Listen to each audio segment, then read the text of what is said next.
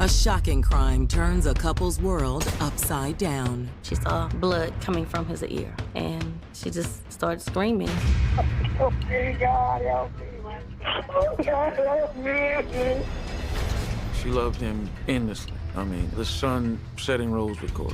You could tell just by being around them that they were in love. But as the investigation into the crime unfolds, it becomes clear that this seemingly perfect couple harbored some deep and potentially deadly secrets. We all knew about the other woman, but 6 women? I was asked if I wanted to make some money. From our perspective, it was basically just greed and selfishness. I asked her, was it for business or pleasure? And her answer was? Yeah. She was like, you decide. On one hand, he was a saint. On the other hand, he was the devil. We didn't know what to believe. It's still unbelievable, still a shock. I feel like all of this is really still unreal.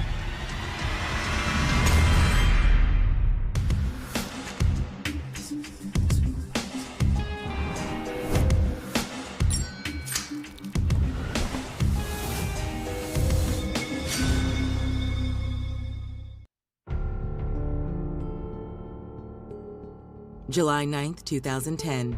It's a warm summer day in Addis, Louisiana, a small community located on the banks of the Mississippi in West Baton Rouge Parish. It's a suburb of Baton Rouge, upscale, very attractive housing there. Everyone's connected, and it's very much a neighbor-friendly area, low crime. But the quiet, crime-free reputation of Addis is about to be tested in an unimaginable way. At approximately 12:45 p.m., 41-year-old mother of 2, Monique Kitts, returns home from work on her lunch break with her 2 children, 18-year-old Dory and 11-year-old Corey Jr. When we opened the door, we saw glass. There was glass shattered on the floor. And she said the first thing she thought was, I'll be damned. Corey done knocked my vase over. Corey is Monique's husband of 16 years. After calling out his name, Monique and her children head to the master bedroom. Corey? Yeah, Corey! When she got to the room, she saw he was in the bed. My mom went to tap his foot, and then I noticed she hurried up and backed up, and she was saying something's not right. She noticed blood. She just started screaming. Moments later, 911 dispatchers receive a call from the Kitts residence. Oh, God, help me. There's blood coming out of his ear. She's hysterical, she's screaming, she's hollering. The kids are screaming and they're hollering. I just walked in my door and there was glass everywhere. Someone broke into your house? Yes, yes. Somebody must have broken into my, oh my God. Unsure if the shooter is still on the premises, the operator instructs Monique to lock her bedroom door and remain there with her 2 children. Minutes later, police arrive at the scene.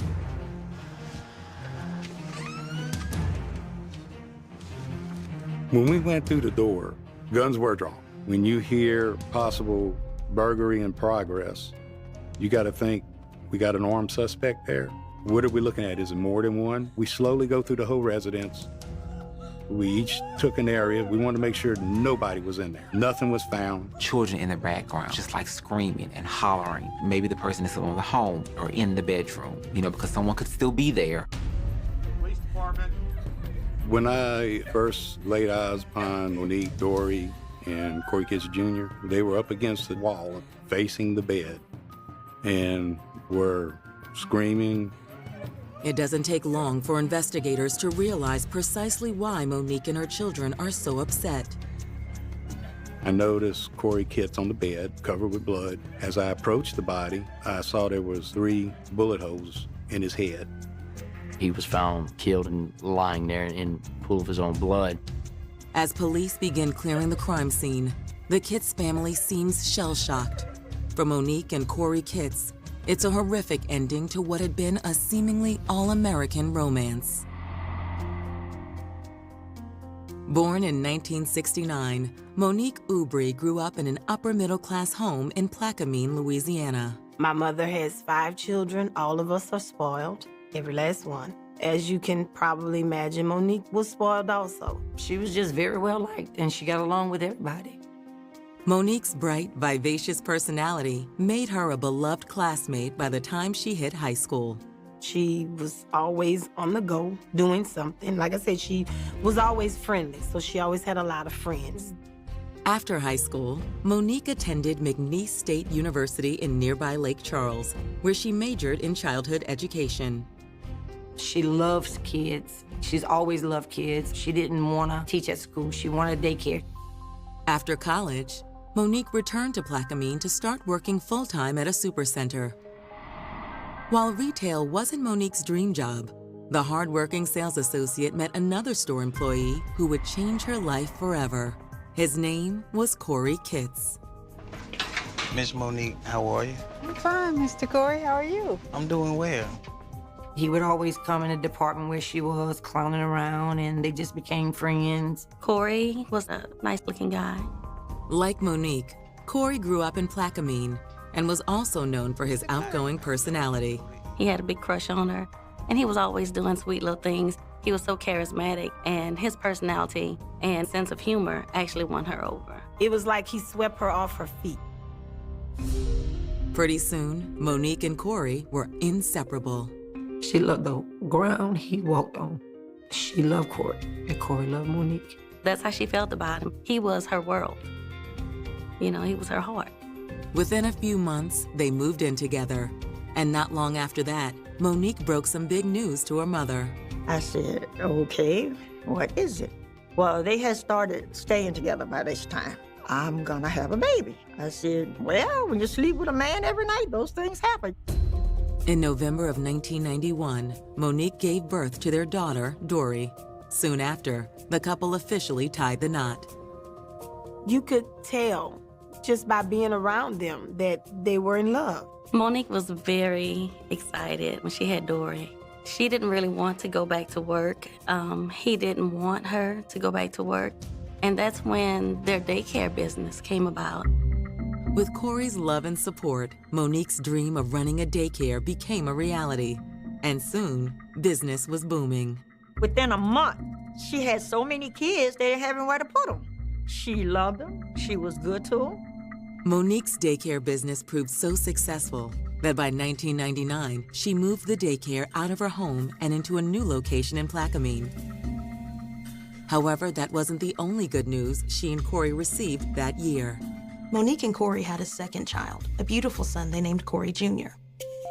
Not long after the birth of their son, Corey landed a well-paying job at a local chemical plant. Corey was an operator, really good job, in this area. He was making good money, maybe $80,000 to $100,000 or more income. Over the next decade, the happy couple enjoyed the fruits of their hard-earned labor and moved into their dream home in Addis, Louisiana. She had her income with the daycare and including his, so she was set up pretty good. I used to always say I wanted her life because to me, she had it all. She had a good husband. She had a nice, big, beautiful house. But on the afternoon of July 9th, 2010, Corey and Monique's dream life was ripped apart. Monique goes in and finds her husband dead. It's still unbelievable to me, still a shock. My daddy's not here. Corey was always happy-go-lucky. Who would do this? Why would somebody want to kill Corey? What investigators are about to discover will turn the case upside down and have folks in the quiet little town of Addis questioning everything they thought they knew about this picture-perfect couple. You start realizing something's not right.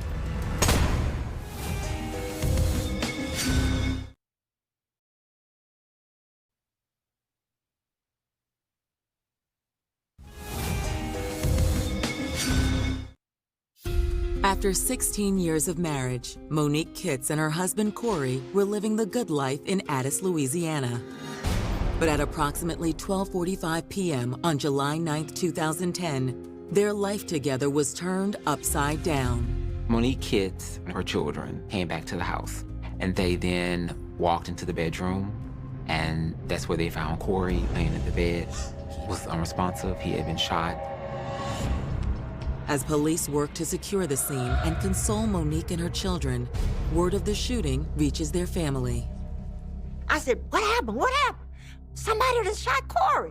Said, oh my God. By the time we got there, it was a circus. Monique was in like a despondent attitude. And when she saw my mom, it was like she just broke down. With the family sequestered outside the house, investigators begin processing the crime scene. Mr. Kitts was shot 3 times. It looked like someone had got into the home and shot Mr. Kitts in his sleep. Next to Corey's body, investigators find 3 spent shell casings.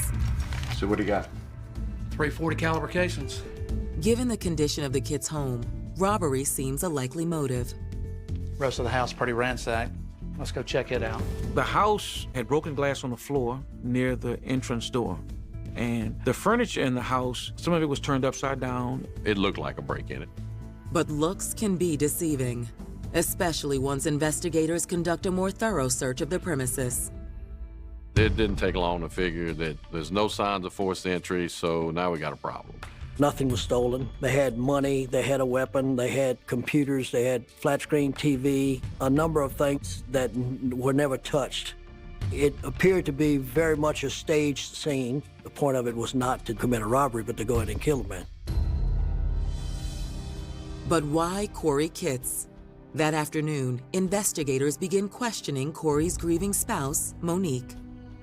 Monique was upset, visibly upset. When I interviewed her the first time, I was asking her questions about, particularly that day, what was going on. According to Monique, her husband had worked the previous evening. He came in 5:15. In the morning? He went home and took a shower. Monique says that they talked, they clowned a little bit. She then left to meet Corey's sister. I got up to go walking. Came back, he was still woke. I told him I had walked 3 miles. He laughed at me. And then what happened? I went to work. Monique says that shortly after noon, she left work and took her children home so they could all have lunch together at the house. That's when they discovered Corey in a pool of blood on the bed. Anytime. And he didn't move. I didn't know what was wrong. And then that's when I saw the blood, and I just screamed. Monique's daughter, Dory, confirms her mother's account. Did your mama come back home? Were you aware if she came back home, or do you know where she was at the time? What? As for Dory, she claims she left their home around 8:40 that morning. Left and I walked downstairs and his door was closed, so I figured he must still be asleep because he had just got off, so I didn't mess with him. Dory worked at the daycare during the summer. She went to work. My mother had Corey Jr., so she brought Corey to the daycare. That's why the 3 of them went home to lunch together, and that's when they found Corey. It was crazy. Like, it was really just a surreal moment. They asked, how was my mom and dad's relationship? How was our relationship? Dory is adamant that neither she nor her mother had anything to do with her dad's death. But she believes she might know someone who did. On June the 9th, 1 month before their homicide, Corey Kitts comes home and he sees a red car backed up across the street from his home. I just feel like somebody's watching. Could the unidentified driver of this car be the same individual who murdered Corey in cold blood? Investigators are about to discover a half-dozen reasons why that might just be true, each one more tawdry and tantalizing than the next. This is not going to be a typical case. I was absolutely shocked at the content of it. We all knew about the other woman, but 6 women?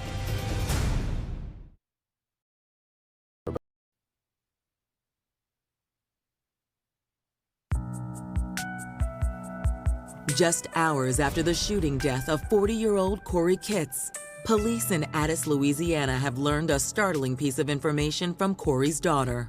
Maybe a month or so before the murder of Corey Kitts, he had saw a red car that was kind of suspicious that was around the neighborhood. I just feel like somebody's watching. Investigators wonder, had Corey simply been paranoid? Or could this theory have legs? When police interview one of the Kitts' neighbors, Sean Monroe, they get a possible answer. The neighbor said a silver truck was backed in the driveway. Probably a bit after 7:30 or something, I went outside. I saw a like a metallic silver vehicle that was bagged up behind Corey's truck. It wasn't there long, but it was there. While that vehicle description did not match the one given by Dory, it did indicate that someone, or possibly multiple people, paid Corey a visit on the morning of the murder. And because the kid's home showed no signs of a break-in, investigators think whoever killed Corey had access to the home. If you didn't have forced entry, then somebody had a key, or somebody let them in. The question now is, who besides Monique and her daughter had access to the home? To answer that question, detectives take a deeper look at Corey's personal life. We're in a small town. Everybody knows everybody's business. We just kept getting a lot of feedback that Corey was having some affairs. And, you know, we know that that's one of the things that you have to, hey, could very well be one of those people. In order to confirm the allegations of infidelity, detectives reach out to the friends and relatives of the Kitts family. First of all, we heard rumors that Corey wasn't that faithful of a husband. I'm afraid that's true. Monique chose not to believe it for years. And then it must have gotten where it was other people that she really trusts, that came to her and told her, this is what's going on. I said, well, you can do one of two things. You can stay there and put up with it, or you can pick up your bags and walk out the door. She said, well, I don't want to go anywhere. I want to make my marriage work. But Monique's mother says the harder her daughter worked to save her marriage, the more difficult it became. We discovered that he was having 5 or 6 affairs. We all knew about the other woman, but 6 women? The revelation that Corey was carrying on not 1, but 6 affairs at the time of his death opens up a Pandora's box of possible killers. All these women were potential suspects because it could have been one of them was mad because they might have found out about another one. So now, guess what? You need to go figure out, you know, where were they at? Do they know anything about what's going on? What was the relationship about? Over the next 2 months, detectives identify all 6 of Corey's lovers and bring them in for questioning. They start with Corey's co-worker, Janice Thompson, who's allegedly been sleeping with Corey for 10 years. So you and Corey were having a thing? Yes, we had a fling. But at the end of the day, we both always went home to our families. I never hurt Corey. Janice Thompson swears to detectives that she's innocent and was at work at the time of the murder. Given her cooperation, it appears that she is telling the truth. But even with Janice Thompson eliminated as a suspect, there are 5 more of Corey's paramours investigators need to question. Of course, the people that he may have had affairs with were viable suspects. Every one of them was looked into. It was determined that they had nothing to do with this murder. He did have extramarital affairs, but as a whole, nothing to indicate that they wanted murdered. But if these 6 women weren't involved, then who was? Police seized Corey's telephone records. Really, the records of the entire family. They did this in order to figure out any connections they may have overlooked. It's that search of Corey and Monique's cell phone records that reveals something truly unexpected and explosive. Once Monique's cell phone records were analyzed, it was apparent that Corey Kitts was not the only man in her life.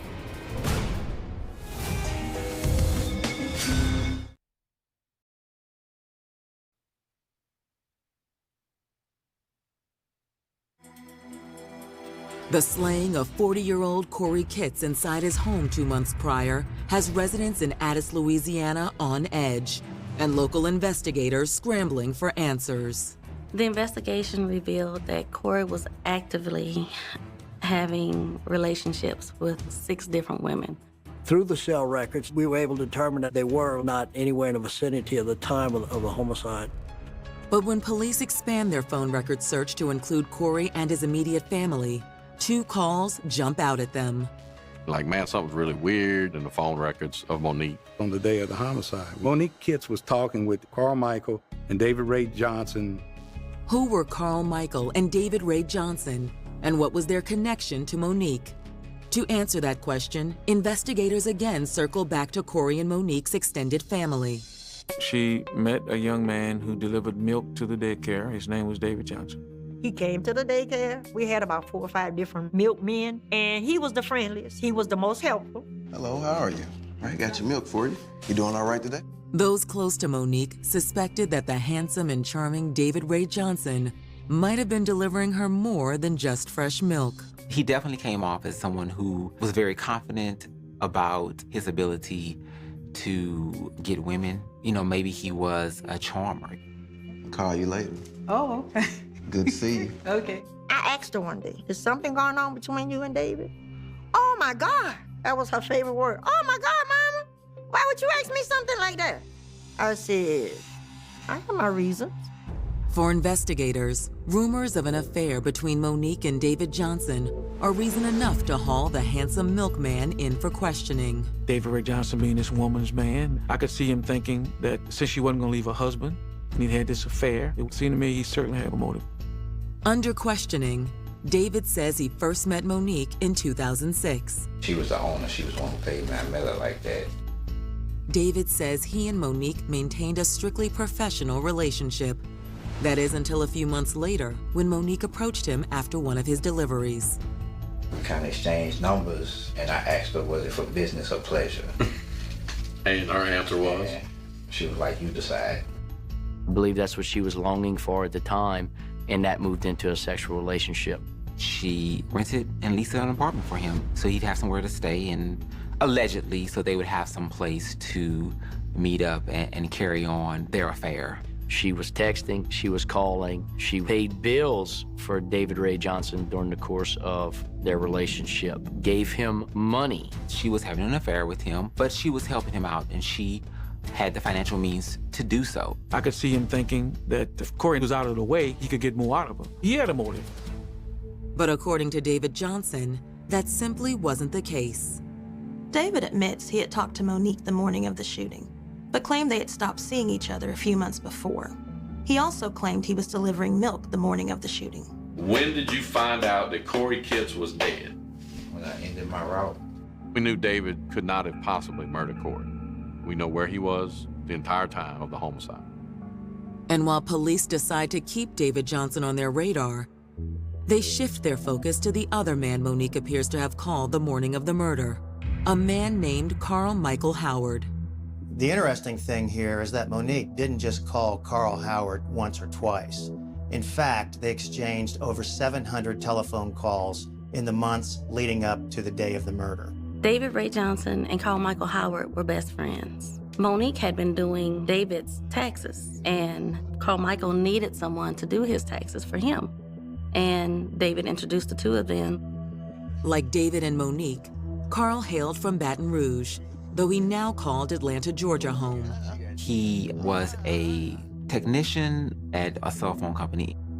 Carl Howard worked for Verizon. He had an engineering degree in cell technology. They became very good friends over the years. He was just also a fun-loving person, very humorous, liked to crack jokes, loved to talk. Was Monique carrying on an affair with Carl Michael Howard as well as David Johnson? Monique's family doesn't think so, and they are convinced Carl is not violent.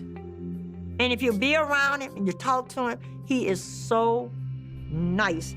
He reminds you of a big teddy bear. I don't think he has a mean bone in his body.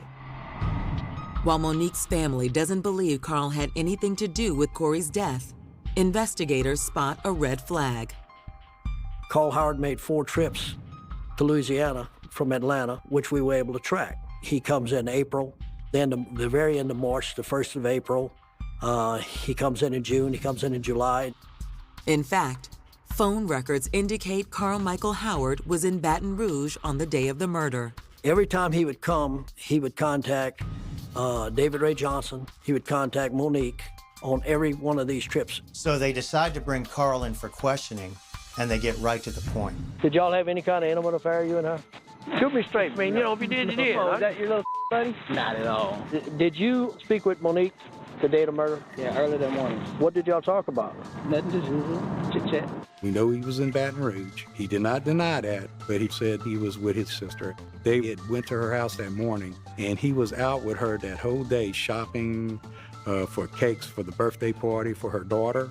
Detectives intend to check out Carl's story, but before they release him, they learn something else. Carl Howard's vehicle was a red car. On June the 9th, 1 month before their homicide, Corey Kitts comes home and he sees a red car backed up across the street from his home. But perhaps the biggest red flag surrounding Carl Howard was the other phone call he made the day of the shooting. Monique Kitts was talking with Carl and David Ray Johnson. There was then conversation later with Corey Knox and Carl Howard. Corey Knox was more of a person that we would call a career criminal. Who had been in trouble with the police on several occasions, known to sell drugs, known to carry guns. It was just too much of a coincidence. It just seemed very suspicious. But detectives still aren't sure how all these pieces fit together. How are these people connected? How do they know one another? What is the extent of their relationship? This is where you start to see, from the outside looking in, that there was this plot. You said y'all wasn't perfect. What was the biggest discussions about? Money.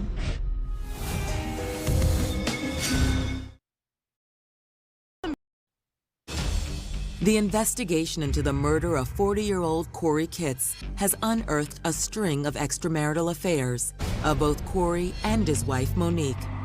It's also led police to focus their investigation on two men, Monique's friend, Carl Michael Howard, and an ex-con named Corey Knox. Corey Knox had had many scrapes with the police before. But while Corey's criminal past is illuminating, so too are his and Carl Michael Howard's phone records. On the morning of the murder, Carl called David Johnson and Monique, which wasn't unusual, but then there were a series of calls between Carl Howard and Corey Knox, leading right up to the murder. It was determined on the morning of the murder that Carl's cell phone pinged several times off of a cell tower near Corey Knox's home in North Baton Rouge.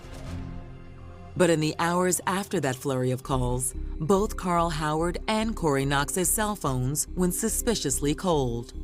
Their phones aren't pinging off of any towers. They just go completely silent.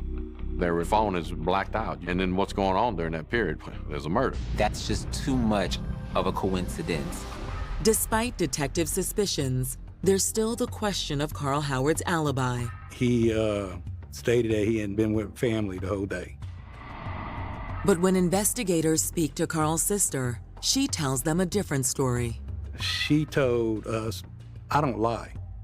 She said, and I'm not going to lie for anyone and get myself in trouble. He was not with me. He did not go with me that morning. She said the only time I saw him was that evening. So you were out birthday shopping with your brother? No, not with him. So you didn't see him at all that day? Between his phony alibi, his phone records, and the fact that Carl's car was seen at the Kitts' residence 1 month prior to the date of the murder, it looks like Carl killed Corey Kitts with the help of Corey Knox. Still, investigators need to determine if the two other people Carl spoke with the morning of the murder might be involved. We found numerous contacts the day before and on the day of the homicide. Numerous calls made by Carl Howard, by David Ray Johnson, and with Monique. Of particular interest to detectives are the multiple calls and texts Monique made in the hours leading up to her husband's murder, nearly all of them to David Johnson and Carl Howard. She stays on that phone for approximately 19, 20 minutes, all the way while she's driving to Plaquemine from Addis on her way to work to a daycare. She arrives at a daycare about 8:05 in the morning. She hangs up the phone, I think, with David Ray Johnson, and she's still on that phone with Carl Howard for another 4 minutes. All that morning, you got talk between them. You got her talking with Carl Howard, with David Ray, and then everything stops after the murder. On October 14th, 2010, roughly 3 months after her husband was murdered, Monique Kitts is questioned for a second time. Investigators ask Monique to describe her relationship with Carl Howard and how often they spoke on the phone. Occasionally, every now and then maybe. How can you have 60-something calls in one day, one morning? That ain't limited contact. That's a lot of contact. Honey, look, you texted him a lot. You talked to him a lot. The volume of calls and texts between Monique and Carl Howard isn't detectives' only point of contention. In the last 6 months, are you involved with any other personal relationships that may come out? Nothing. Detectives knew that was a lie, that she was in fact in a recent relationship with David Johnson. Do you have any information about why your husband was killed or who did it that you have not told us? No, I've told you everything. While detectives think there's more to the story than Monique is letting on, without further evidence linking her to the crime, they have no choice but to release her. Monique does have an alibi. Police were looking for something more than just a string of cell phone records in order to connect her with the murder of her husband. Looking into their financial records, investigators determined the Kitts were barely keeping their heads above water, Monique in particular. She didn't have any money. Everybody thought her business was doing well, but you know, she was spending a lot of money. She was giving a lot of money to David, her boyfriend. In fact, the excess spending had driven the couple to the brink of financial ruin. Corey wanted to file bankruptcy, and they initiated the bankruptcy. As police dig deeper into Corey and Monique's finances, they stumble on what they think might be the real motive for the murder. Basically, what it boiled down to was life insurance. There was a large insurance policy he had on himself that was more than $500,000. Monique was the beneficiary of this policy, so if Corey were to die, it would kill 3 birds with 1 stone. It would put an end to financial problems, it would put an end to his cheating ways, and it would allow her to be with the man of her dreams, David Johnson. There was this conspiracy in that Monique was going to get the insurance money, and Carl Michael Howard went in and actually did the shooting. There was just one problem with that theory. They talked to David Johnson, he didn't know anything about it. They talked to Corey Knox, he didn't know anything about it. They talked to Carl Michael Howard, he didn't know anything about it. On March 5th, 2013, nearly 2.5 years after Corey Kitts was murdered, prosecutors in West Baton Rouge Parish present their findings to a grand jury. If the grand jury says there isn't sufficient evidence, then the case is thrown out. If the grand jury says there is sufficient evidence, then charges will be filed against Monique, David Johnson, Carl Howard, and Corey Knox. But the night before the grand jury is set to present their findings, there's a stunning development. We talking midnight before the next day, at 9 o'clock when they were going to meet, is when David Johnson comes in with a lawyer and basically says they did it because they admitted it to me. According to David, months after he and Monique began their affair, she began complaining about her husband on a regular basis. I remember her joking about it like I wish he was dead, like she started joking and saying it a lot. David says he didn't take Monique seriously until one day in 2007. Monique actually gave David Ray Johnson money to kill her husband. According to him, he got money from her, maybe $1,000, $2,000. Once she gave you the $2,000, what did you do with it? Kept it. He just kind of took the money. He admitted he took the money and kind of didn't do anything. He wanted the money. David has apparently no intention of trying to kill him, but as Monique applies more pressure over time, David Ray Johnson comes to the point where he says, well, maybe I do have someone, you know, and introduces her to Carl. There's no doubt in your mind that she wanted her husband dead, is that fair? Yeah.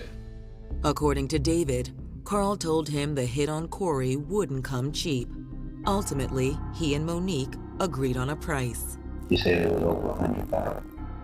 You know where that money was supposed to come from? From the insurance.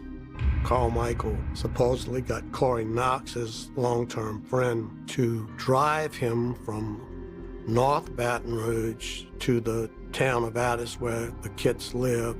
Carl then walked inside and shot Corey Kitts as he was sleeping in the bed. And then they left. David pretty much laid it out for the state, but despite his role of introducing Carl to Monique, he claimed he knew nothing about the murder until he saw it on the news. We had no evidence that he was actually involved in the murder. He may have in the beginning, but he never acted on that. And from that point on, we had no evidence to show that he was involved in any further conspiracy to have Corey killed. Although David Johnson isn't charged, prosecutors waste no time throwing the book at Monique, Carl Michael Howard, and Corey Knox.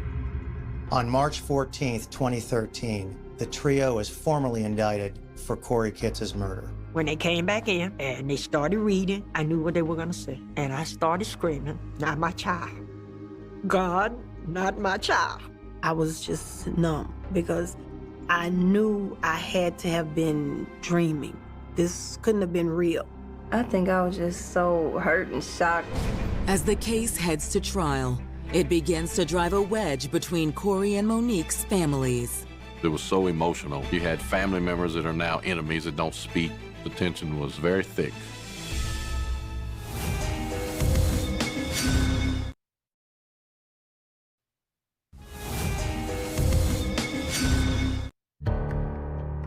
Nearly 3 years after Corey Kitts was shot dead in his home, authorities in West Baton Rouge Parish have made a trio of arrests in connection with this vicious crime. Police arrested Corey's wife, Monique, and 2 other men, Carl Howard and Corey Knox. A 4th man, David Johnson, Monique's former lover, was never charged with a crime. A year and a half later, on October 20th, 2014, in the midst of jury selection for the trial of Monique and her co-conspirators, one more domino falls. Corey Knox's attorney came to us and said, "We have some information we would like to share with you." Corey Knox and his attorney were looking to cut a deal with prosecutors. When Corey and his attorney sit down with the prosecutors, he says that Carl Howard contacted him about a month before the crime. Well, I get a phone call, and I was asked if I wanted to make some money. Corey Knox was more of a person that was what you would call a career criminal as far as drugs and crime. He had that background, and I think that's what really got him. Corey claims he was interested in Carl's offer, until his old friend laid out the details. When he told me, somebody wanted somebody dead, I was like, hell no. According to Corey, he never agreed to murder anyone, but he admits he did agree to something else the night before the murder.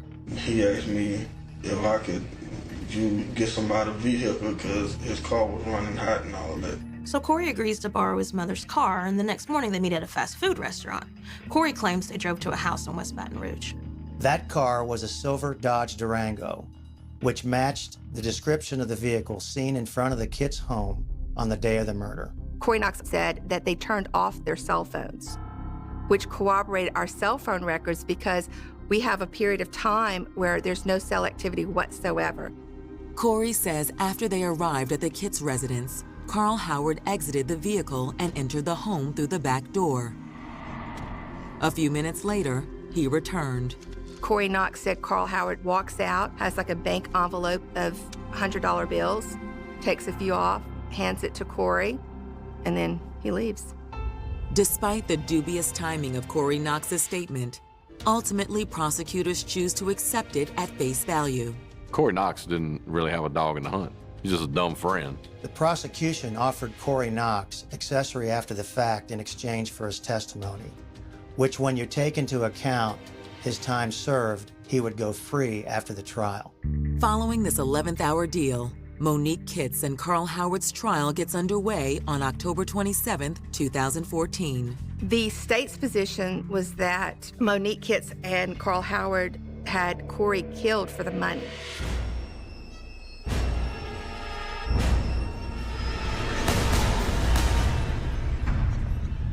It was basically just greed and selfishness on their part. And thanks to the testimony of Corey Knox and Monique's ex-lover, David Johnson, the prosecutors believed they had 2 people that could link them to the crime. But defense attorneys strongly disagree with the state's version of events, as well as the testimony of their so-called star witnesses. You've got a case without corroboration. You have no eyewitnesses. And you have only statements of convicted felons, people known to be criminals, admitted liars, deceivers. The defense also raises the issue of Corey Kitts' infidelity and his long list of lovers. The police said they cleared all 6 of the women. But as far as any of these women's husbands, boyfriends, who would have been offended by this affair, nothing was done to my knowledge to clear any of those people. It is under this cloud of tabloid-style revelations that both sides rest their case.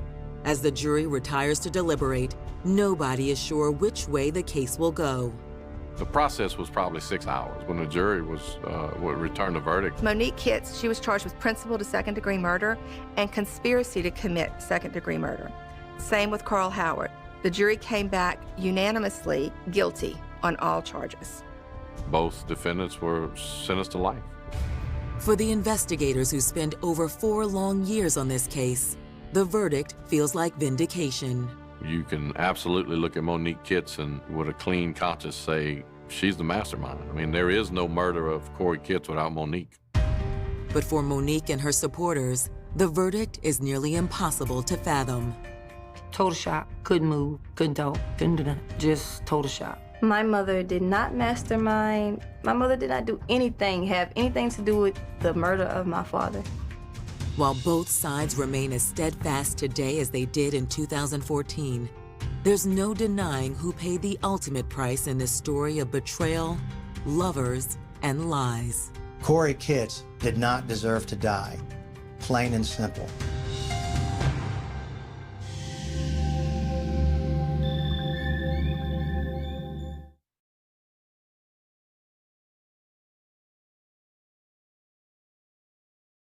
Braces on my teeth. It's a whole new life. I feel like a chicken coming out of an egg. Janet chuckled, a warmth spreading through her. Oh, well, just look out for some of the roosters down here. Cindy giggled, a bright, innocent sound. Look, while you finish unpacking, Janet said, standing up, I'll go help Jack with some lunch. Oh, no, please, let me, Cindy insisted, leaping up. Let me. Janet looked at her, surprised.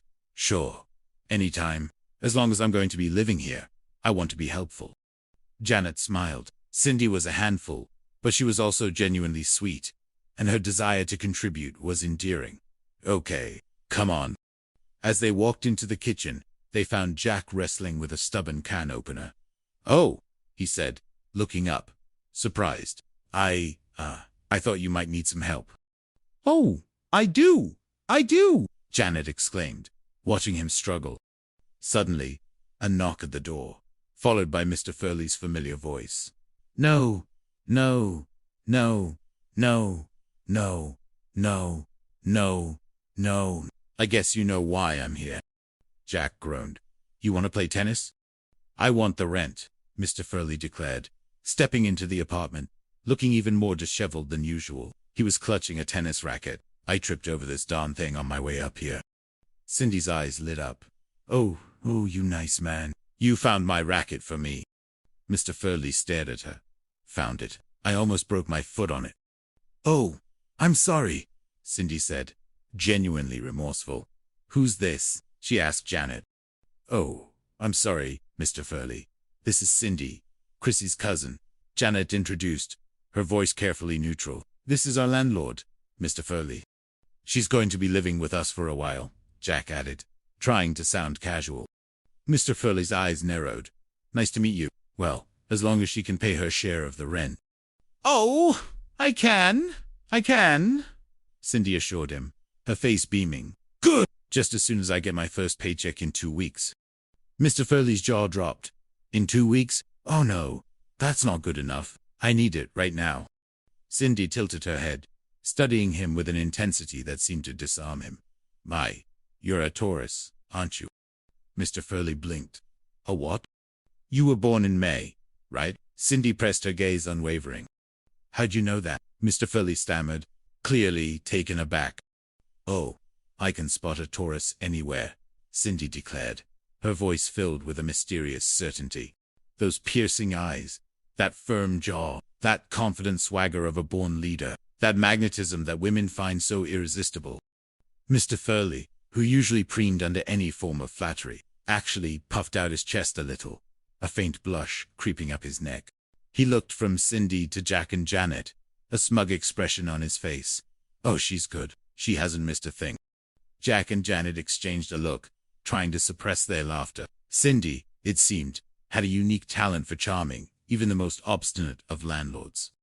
Wait a minute, young lady, Mr. Furley said, catching himself, a flicker of suspicion returning to his eyes. I know what you're doing, and it's not going to work.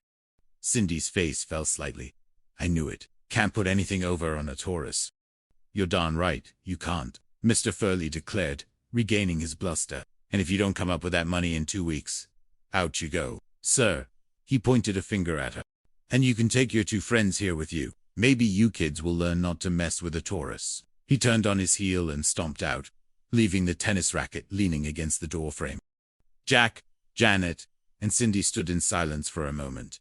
Then Jack burst out laughing. Well, at least we bought 2 weeks. Cindy, still looking a little crestfallen, picked up her tennis racket. He's not so bad. Really, just a little stubborn. That's a Taurus for you, Janet murmured, a small smile playing on her lips. Later that evening, after Cindy had gone to bed, Jack and Janet sat on the sofa, a comfortable silence between them. The apartment felt different now, livelier, even with the added layer of chaos. Hey, Jackie! Larry's voice came from the open doorway. He hadn't bothered to knock. How'd you make out in the roommate sweepstakes? Jack sighed. Well, as a matter of fact, don't tell me you ended up with Bill, Larry interrupted, a triumphant grin on his face. Am I right? Well, actually, Larry Jack started. I knew it. I knew it. Larry crowed, pacing the living room. The minute I walked out that door, I knew it would be Bill. You know that, Junaid. She's got you wrapped around her little finger. He turned to Jack, his expression serious. You know what your problem is, Jack? Before Jack could answer, a loud snore emanated from the bedroom. Who? Jack asked, startled. Who? Larry repeated, looking confused. Another snore, louder this time, followed by a grunt. Oh, that's Bill, Jack said, a sudden realization dawning on him. Larry stared at him. Whoo! He exclaimed, his voice rising in disbelief. Yeah, that's what he looks like when he gets ready for bed, Jack explained, trying to suppress a chuckle. Larry's jaw dropped. Hey, Bill, he called out. Another grunt from the bedroom. Hello, Larry tried again, louder. Janet sighed. No, sorry, Bill doesn't like strangers. Larry stared at the bedroom door, then back at Jack and Janet. Say, Bill. Good night, Laurie, Janet said, giving him a pointed look. Larry, utterly defeated, turned and walked out, shaking his head. Oh, Mr. Bill? Jack and Janet exchanged a weary but amused smile. The apartment might be chaotic, their future uncertain, but for now, they had each other and a new, albeit unconventional, family. The laughter, it seemed, would continue to echo. Chapter 5. The Chef's Dilemma. The 2 weeks flew by in a blur of culinary experiments, astrological pronouncements, and the constant hum of life in apartment to be. Cindy, with her infectious energy, had managed to integrate herself into their lives. Even if her methods were sometimes unconventional, she'd learned to make a surprisingly decent pot of coffee, though she insisted on adding a pinch of cinnamon for good fortune. She'd also taken to leaving small, hand-drawn astrological charts on the refrigerator, predicting everything from a successful job interview for Janet to a sudden burst of creativity for Jack. Jack, for his part, found himself more and more drawn to the kitchen. His dream of opening his own restaurant, once a distant, hazy fantasy, was beginning to take on a sharper focus. He spent hours experimenting with new recipes, the aroma of garlic, herbs, and simmering sauces often filling the apartment. Janet, ever supportive, was his most honest critic, offering constructive feedback with a gentle touch. Cindy, on the other hand, was his most enthusiastic fan, declaring every dish a masterpiece, regardless of its actual quality. One evening, as Jack was meticulously plating a new seafood pasta dish, Janet walked in, a thoughtful expression on her face. That smells amazing. Jack, what is it? My latest creation, he said, proudly presenting a plate. Shrimp scampi with a lemon dill cream sauce. I'm thinking of calling it Ocean's Embrace. Janet took a forkful, her eyes closing in appreciation. Jack, this is incredible. The sauce is so light, and the shrimp are perfectly cooked. He watched her, a warmth spreading through him. Her approval meant more to him than he often let on. Thanks, Jan. I've been trying to refine it. I think this could be a signature dish. It definitely could be, she agreed, taking another bite. She then looked at him, her expression serious. Jack, have you thought about what you're going to do with your cooking? I mean, beyond the diner. He sighed, setting down his spatula. I think about it all the time. I'd love to open my own place. A small bistro. Something intimate. But money. Janet. It's always money. The unspoken weight of their current financial situation hung in the air. Cindy's 2-week grace period was almost up, and they still didn't have the full rent. I know, Janet said softly, but you have so much talent. You shouldn't let it go to waste. She paused. I actually saw an ad today. A local culinary school is offering a scholarship program for aspiring chefs. It's highly competitive, but they're looking for innovative talent. Jack's eyes widened. A scholarship. It was a long shot, but the idea sparked a flicker of hope. Really, a culinary school. He'd always felt his practical experience was enough, but formal training, especially with a scholarship, could open doors he hadn't even considered. Yes, Janet confirmed, handing him a crumpled newspaper clipping. It's for a 6-month intensive program. The deadline for applications is next week, and they require a portfolio of original recipes and a tasting demonstration. Jack looked at the clipping, his mind already racing. This was it. A chance, but the thought of a tasting demonstration, a formal presentation of his skills, filled him with a nervous excitement. He was confident in his cooking, but presenting it to a panel of professional chefs was a different beast altogether. Just then, Cindy skipped into the kitchen, a brightly colored scarf tied around her head. Oh, it smells like heaven in here. What's for dinner, Chef Jack? Shrimp sumpy, he said, a new resolve in his voice, and something else, a new dream. He told her about the scholarship. Cindy clapped her hands together. Oh, Jack, that's wonderful. I knew it. The stars are aligning for you. You're a Gemini, right? Gemini is all about communication and intellect, perfect for expressing yourself through your art. Jack chuckled. Thanks, Cindy. I hope you're right. Janet watched them, a small, knowing smile on her face. She knew Jack's dreams, perhaps even better than he did himself. And she knew that, despite their occasional bickering and his frustrating moments of chauvinism, she wanted nothing more than to see him succeed.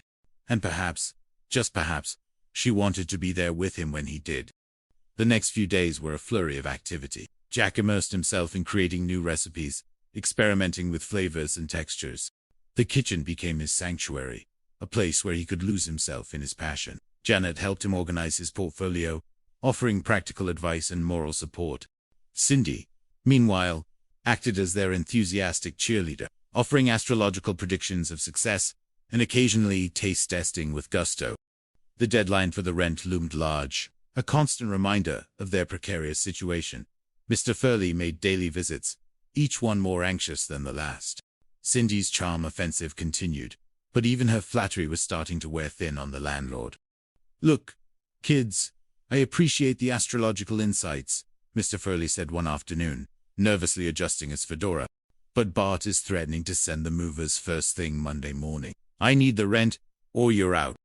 A heavy silence descended upon the apartment. They had pooled their money. Even Larry had grudgingly contributed a few dollars, but they were still short. Cindy's first paycheck was still days away. We're doing our best, Mr. Furley, Janet said, her voice strained. Cindy's job starts Monday, and she'll get paid soon after. Soon after isn't now, Mr. Furley wailed, wringing his hands. Bart doesn't understand soon after. He understands rent.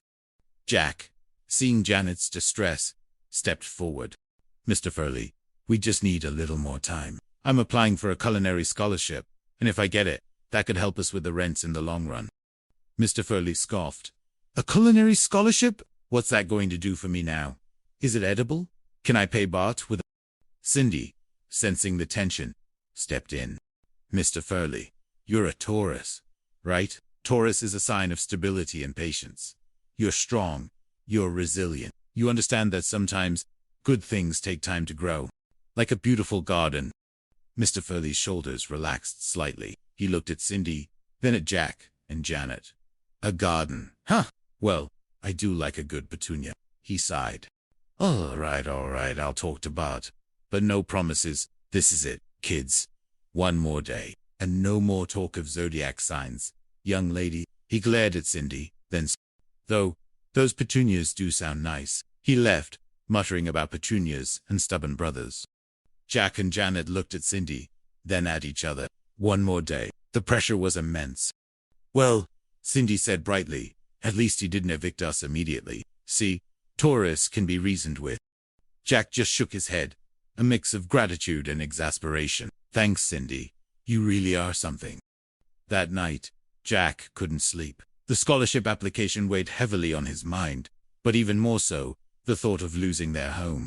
He tossed and turned, replaying Mr. Furley's words, the image of Bart's moving van looming in his mind. He knew Janet was worried too.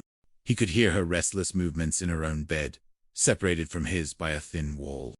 He got up, padded into the living room, and sat on the sofa, staring out at the moonlit ocean. The rhythmic crash of the waves was usually soothing, but tonight it only amplified his anxiety. A moment later, Janet joined him, wrapping a blanket around her shoulders. Can't sleep either, she asked softly, sitting beside him. No, he admitted, his voice low. Too much on my mind. The rent, the scholarship, everything. I know, she said, leaning her head back against the sofa. It feels like everything's coming to a head at once. They sat in silence for a while, just listening to the waves, the unspoken worries hanging between them. It was in these quiet moments that their friendship, deep and enduring, truly shone. They didn't need words to understand each other's fears, their hopes, their shared anxieties. You're going to get that scholarship, Jack, Janet said, breaking the silence. Her voice was firm, resolute. You're the most talented cook I know. He turned to look at her, surprised by the intensity of her belief. You really think so? I do, she said, meeting his gaze. Her eyes, usually so practical, held a warmth that made his heart flutter. And we'll figure out the rent. We always do. We're a team. He smiled, a genuine, heartfelt smile. Here we are. He reached out and gently squeezed her hand, a silent promise of support. In that moment, surrounded by the quiet comfort of their shared home, the looming threats seemed a little less daunting. They had each other, and that, he realized, was worth more than any amount of rent money. Chapter 6. The Taste of Destiny. The day of Jack's culinary school tasting demonstration arrived, a crisp, clear morning that seemed to mock the knot of nerves in his stomach. He'd spent the entire previous night meticulously preparing, the apartment kitchen transformed into a professional workspace. Janet had been his sous chef, chopping vegetables with precision, while Cindy, surprisingly, had kept a respectful distance, offering only silent encouragement and the occasional astrological prediction about favorable planetary alignments. Remember, Jack, Janet said, as they packed his carefully prepared dishes into insulated containers. They're looking for passion and originality. Don't just cook, tell a story with your food. Jack nodded, taking a deep breath. I know, Jan. I've rehearsed everything. My oceans embrace scampi, a deconstructed ratatouille. He'd poured his heart and soul into each dish, each one a reflection of his culinary journey. You're going to be amazing, Cindy chirped, handing him a small, hand-knitted charm. It's for good luck. I infused it with positive energy from the morning sun. Jack smiled, tucking the charm into his pocket. Thanks, Cindy. I'll need all the luck I can get. As he left for the Culinary Institute, a wave of anxiety washed over him. This wasn't just about a scholarship. It was about his future, about proving to himself, and to Janet, that he could make his dream a reality. The Institute was a grand, imposing building, filled with the bustling energy of aspiring chefs. Jack found his way to the demonstration kitchen, a gleaming, state-of-the-art space that made his diner kitchen look like a child's playset. The judging panel consisted of 3 stern-faced chefs, their reputations preceding them. Chef Antoine Dubois, a Michelin-starred perfectionist, Chef Isabella Rossi, known for her innovative fusion cuisine, and Dean Thomas, the pragmatic head of the Institute. Jack presented his dishes with a shaky confidence, explaining his inspirations, his techniques, and the story behind each creation. He watched their faces as they tasted, trying to decipher their expressions. Chef Dubois maintained a stoic facade. Chef Rossi offered a rare, almost imperceptible nod, and Dean Thomas simply took notes, his gaze unreadable. After what felt like an eternity, the tasting concluded. Jack stood before them, his heart pounding in his chest. Mr. Tripper, Chef Dubois began, his voice deep and resonant. Your shrimp scampi. It is simple, yet elegant. The sauce, while traditional, has a lightness that elevates it, a pleasing start. Jack let out a silent breath he didn't realize he'd been holding. Chef Rossi spoke next. Your deconstructed ratatouille is ambitious. The individual components are well executed, but the harmony, the symphony of flavors, is perhaps not fully realized. However, the concept is intriguing. Jack's spirits dipped slightly. Ambitious, but not fully realized. He knew his weakness was sometimes in the execution of complex ideas. Then Dean Thomas spoke, his voice surprisingly gentle. Mr. Tripper, your lavender BR. It is quite extraordinary. The subtle floral notes, the perfect custard, the crisp caramel top. It shows a delicate hand, a true understanding of balance. And your passion, your story behind each dish, is palpable. We appreciate your unique approach. Jack's heart swelled with a mixture of relief and pride. The BR, his mother's favorite, had always been a comfort to him. We will inform you of our decision within the week, Dean Thomas concluded. Thank you for your presentation. Jack left the institute in a daze, the sounds and smells of the kitchen still lingering in his senses. He called Janet immediately, recounting every detail of the demonstration. You did great, Jack, Janet exclaimed, her voice bubbling with excitement. I knew you would. That BR is always a winner. He smiled, feeling a surge of affection for her. She always knew how to make him feel better. When he returned to the apartment, Cindy was waiting, practically vibrating with anticipation.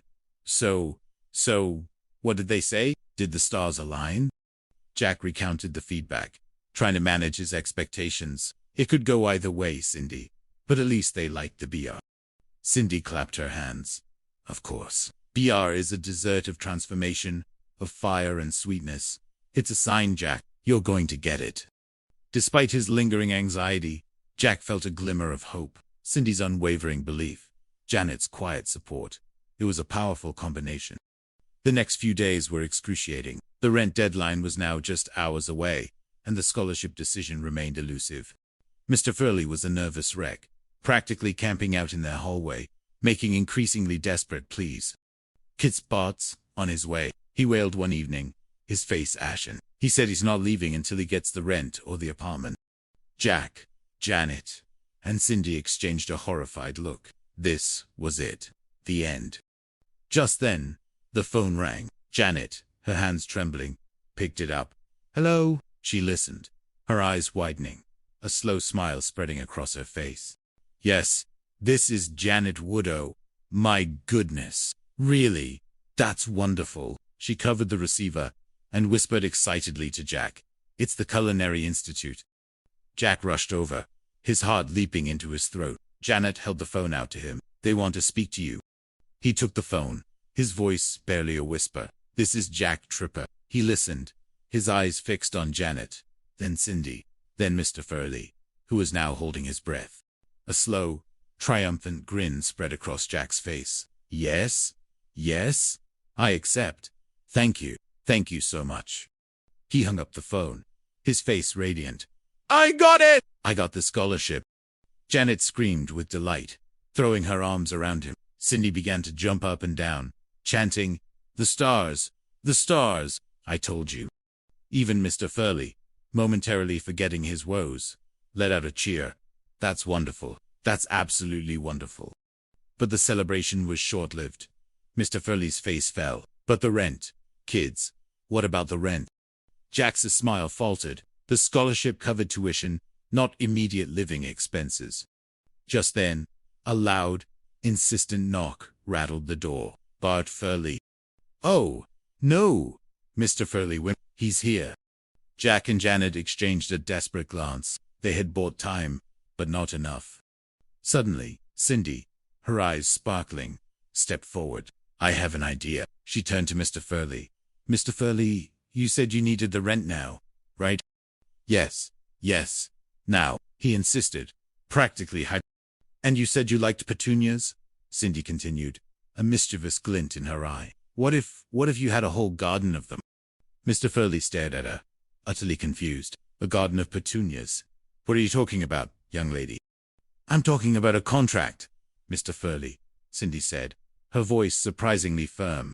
Jack just got a scholarship. He's going to be a successful chef. And I just started my new job at Chrissy's old office. I get paid next week. We're good for the rent. Mr. Furley, but we need a little more time. What if we offer you something in return?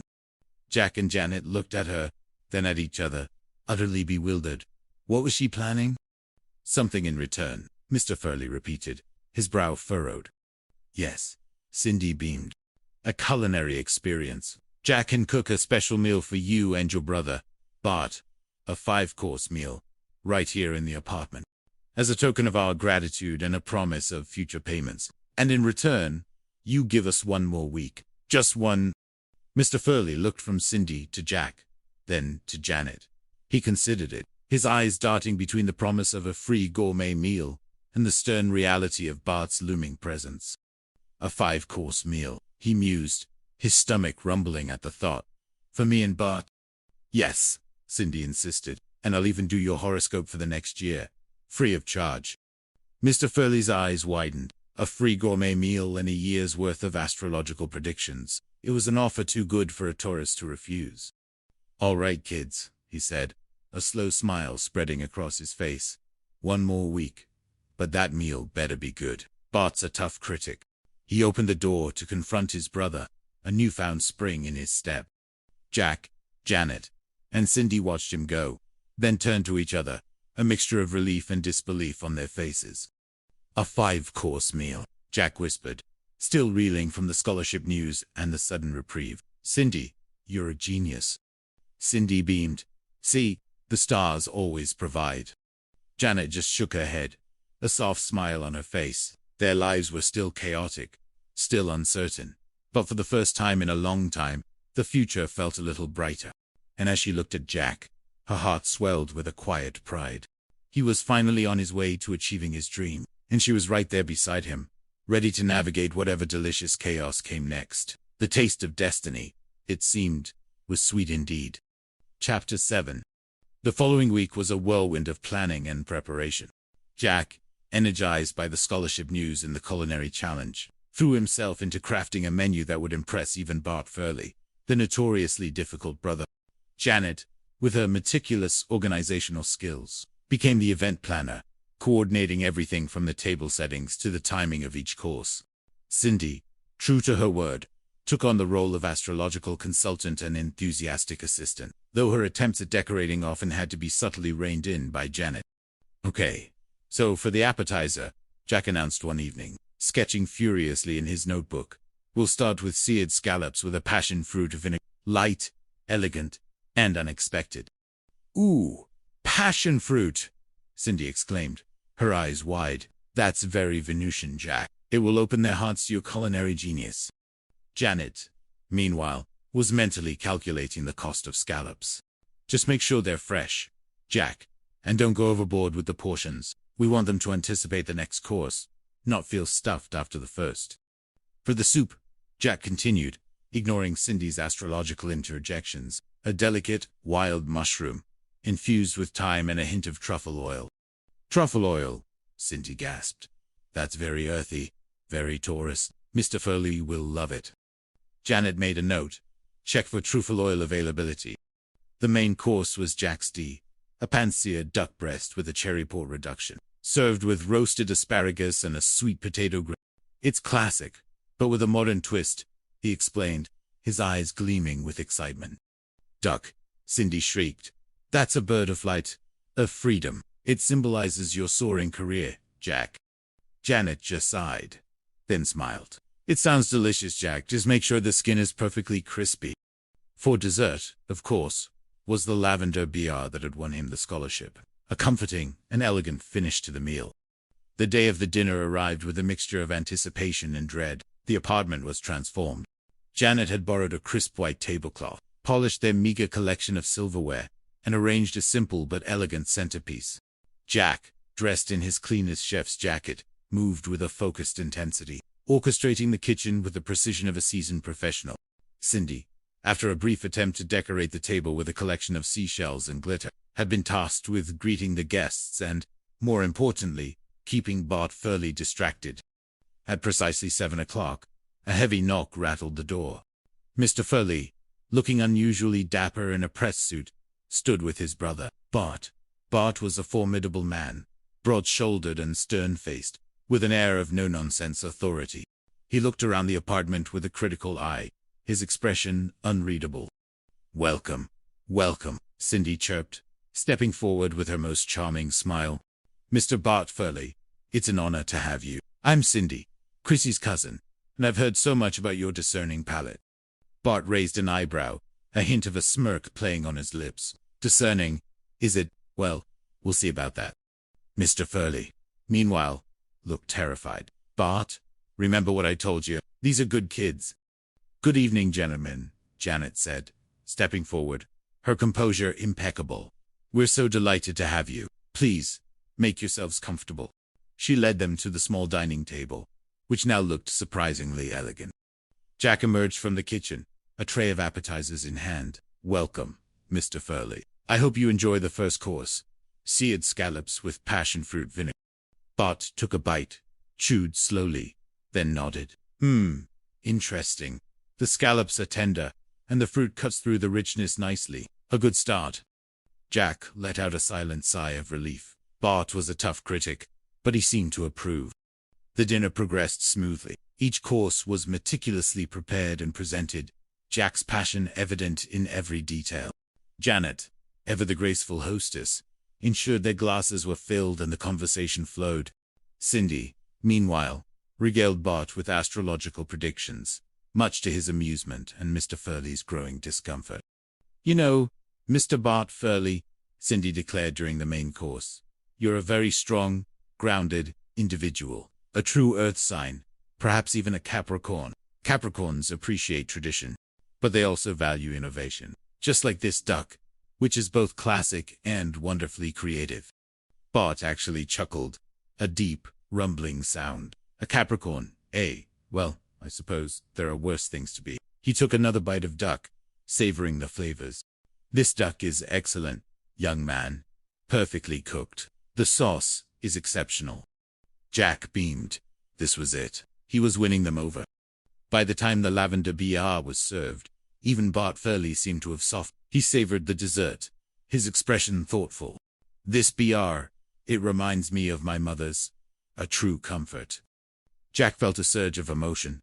He'd achieved his goal. He'd cooked a meal that not only satisfied their palates, but also touched their hearts. After the last course, as coffee was being served, Bart cleared his throat. "Well, Mr. Tripper, Miss Wood, Miss Snow, I must say, I am thoroughly impressed. That was one of the finest meals I've had in a long time." Mr. Furley beamed, puffing out his chest. "See, I told you they were good kids." Bart held up a hand. "However, a meal, no matter how exquisite, does not pay the rent." Jack and Janet's hearts sank. They had almost forgotten the real reason for the dinner. "But," Bart continued, a small smile finally gracing his lips, "I am a man of my word, and I do believe in giving talent a chance. Mr. Tripper, your culinary skills are undeniable, and Miss Wood, your organizational abilities are quite remarkable. As for Miss Snow," he looked at Cindy, a twinkle in his eye, "your unique charm is certainly memorable." Cindy giggled. "So," Bart concluded, "I will extend your grace, period, for another month. Consider it an investment. Mr. Tripper, I expect to see your name in lights someday, and when you open your restaurant, I expect a table." Jack and Janet stared at him, then at each other, utterly speechless. "Another month, a reprieve." "Thank you, Mr. Bart Furley," Jack exclaimed, his voice filled with gratitude. "Thank you so much." "We won't lay you down," Janet added, her eyes shining.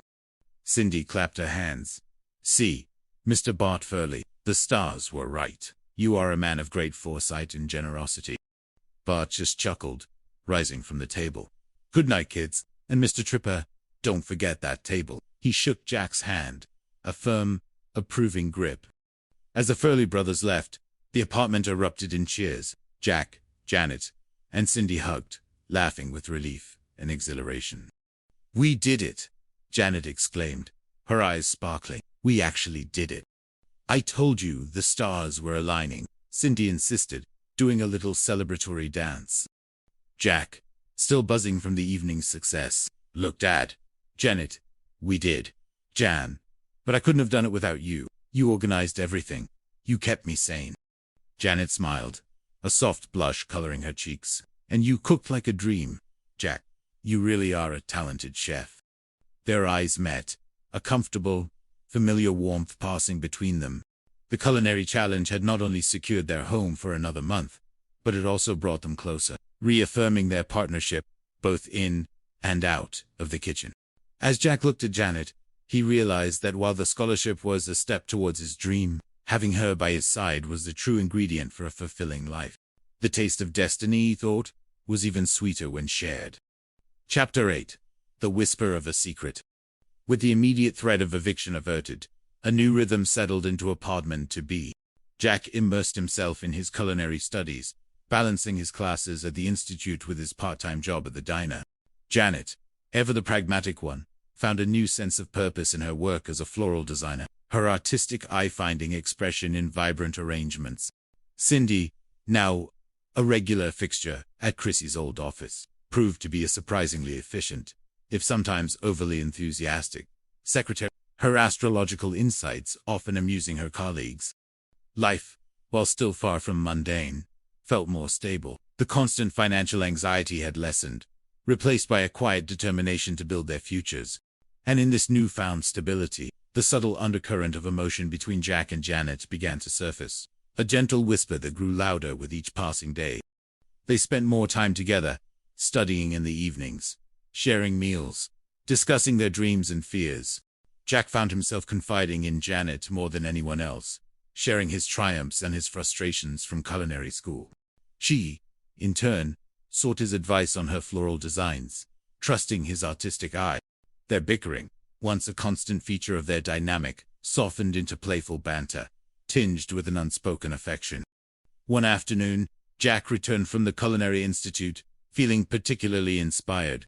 He'd learned a new technique for making artisanal bread, and the aroma of yeast and flour filled the apartment as he kneaded dough with practiced hands.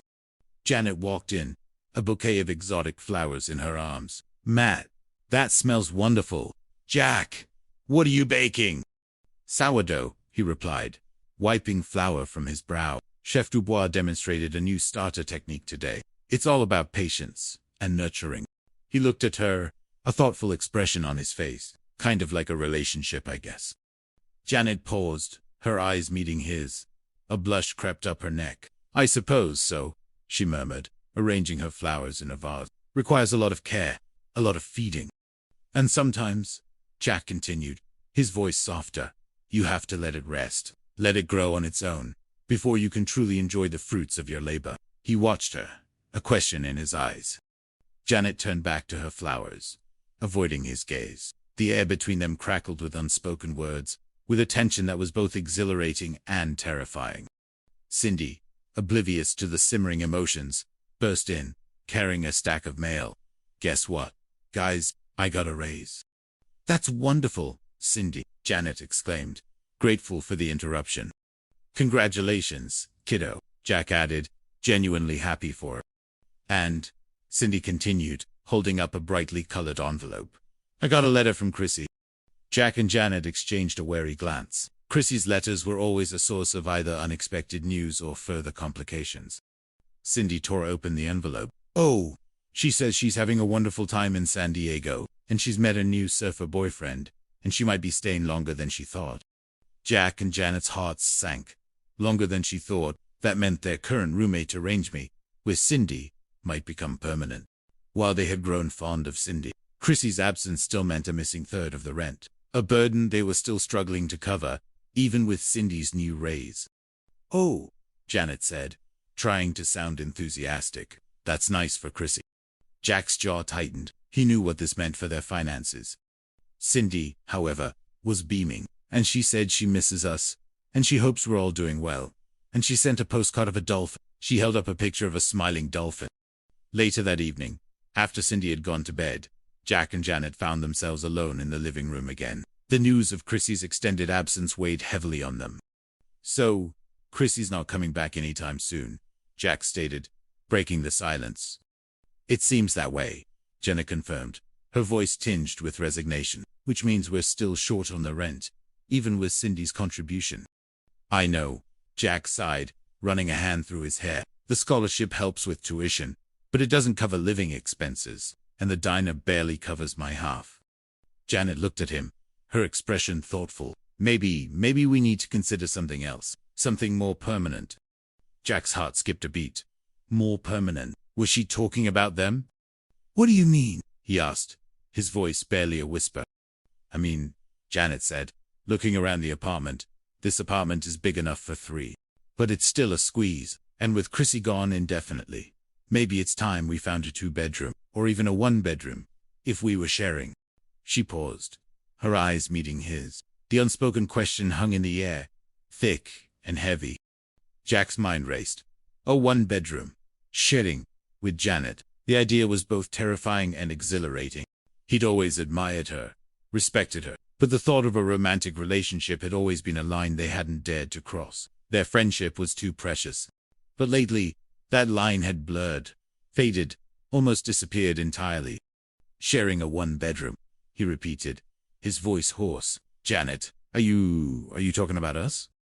Janet's cheeks flushed a deep crimson. She looked away, her hands nervously twisting in her lap. I don't know, Jack. It's just an idea, a practical solution to our financial problems. And we get along so well. We're a team. We are a team, Jack agreed, his gaze fixed on her. He reached out, gently taking her hand. Her skin was warm, soft against his. But a 1-bedroom, Janet, that's a big step. That's more than just roommate. She finally looked at him, her eyes wide and vulnerable. I know, she whispered. It's just I've been thinking about it a lot. About us. About what we are. The air was thick with unspoken emotions. Years of shared laughter, shared tears, shared dreams, all culminating in this moment. Jack's heart hammered against his ribs.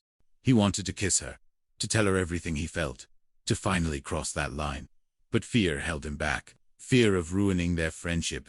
Fear of the unknown. Fear of what if it didn't work out. Just as he leaned in, a loud crash came from Cindy's room. Oh, no, Cindy's voice cried out. My crystal ball. It fell off the shelf. The moment was shattered. Jack and Janet immediately pulled apart, their hands dropping. The spell was broken. Sounds like Cindy needs help, Janet said, her voice a little shaky, but back to her usual pragmatic tone. She quickly stood up. Jack sighed, a mix of frustration and relief. The universe, it seemed, wasn't quite ready for them to cross that line. Not yet. But the whisper of a secret, the unspoken truth of their feelings, had finally been acknowledged. And now that it was out, even if only for a fleeting moment, there was no putting it back in. The culinary school was just the beginning of Jack's journey, but his journey with Janet, he realized, was far more complex and infinitely more delicious. Chapter 9. The Unexpected Visitor. The shattered crystal ball incident, though quickly resolved with superglue and Cindy's unwavering optimism, left an undeniable shift in the apartment's atmosphere. The brief, intense moment between Jack and Janet had cracked open a door they had both carefully kept closed. Now, an unspoken awareness hung between them, a delicate tension that made their interactions both thrilling and awkward. Jack found himself replaying Janet's words. What if we were sharing a 1-bedroom? Over and over in his mind. The thought sent shivers down his spine, a mix of excitement and profound fear. Could they really make that leap? And what would it mean for their friendship, the bedrock of their lives in apartment 2? Janet, for her part, became a little more reserved, a little more careful in Jack's presence.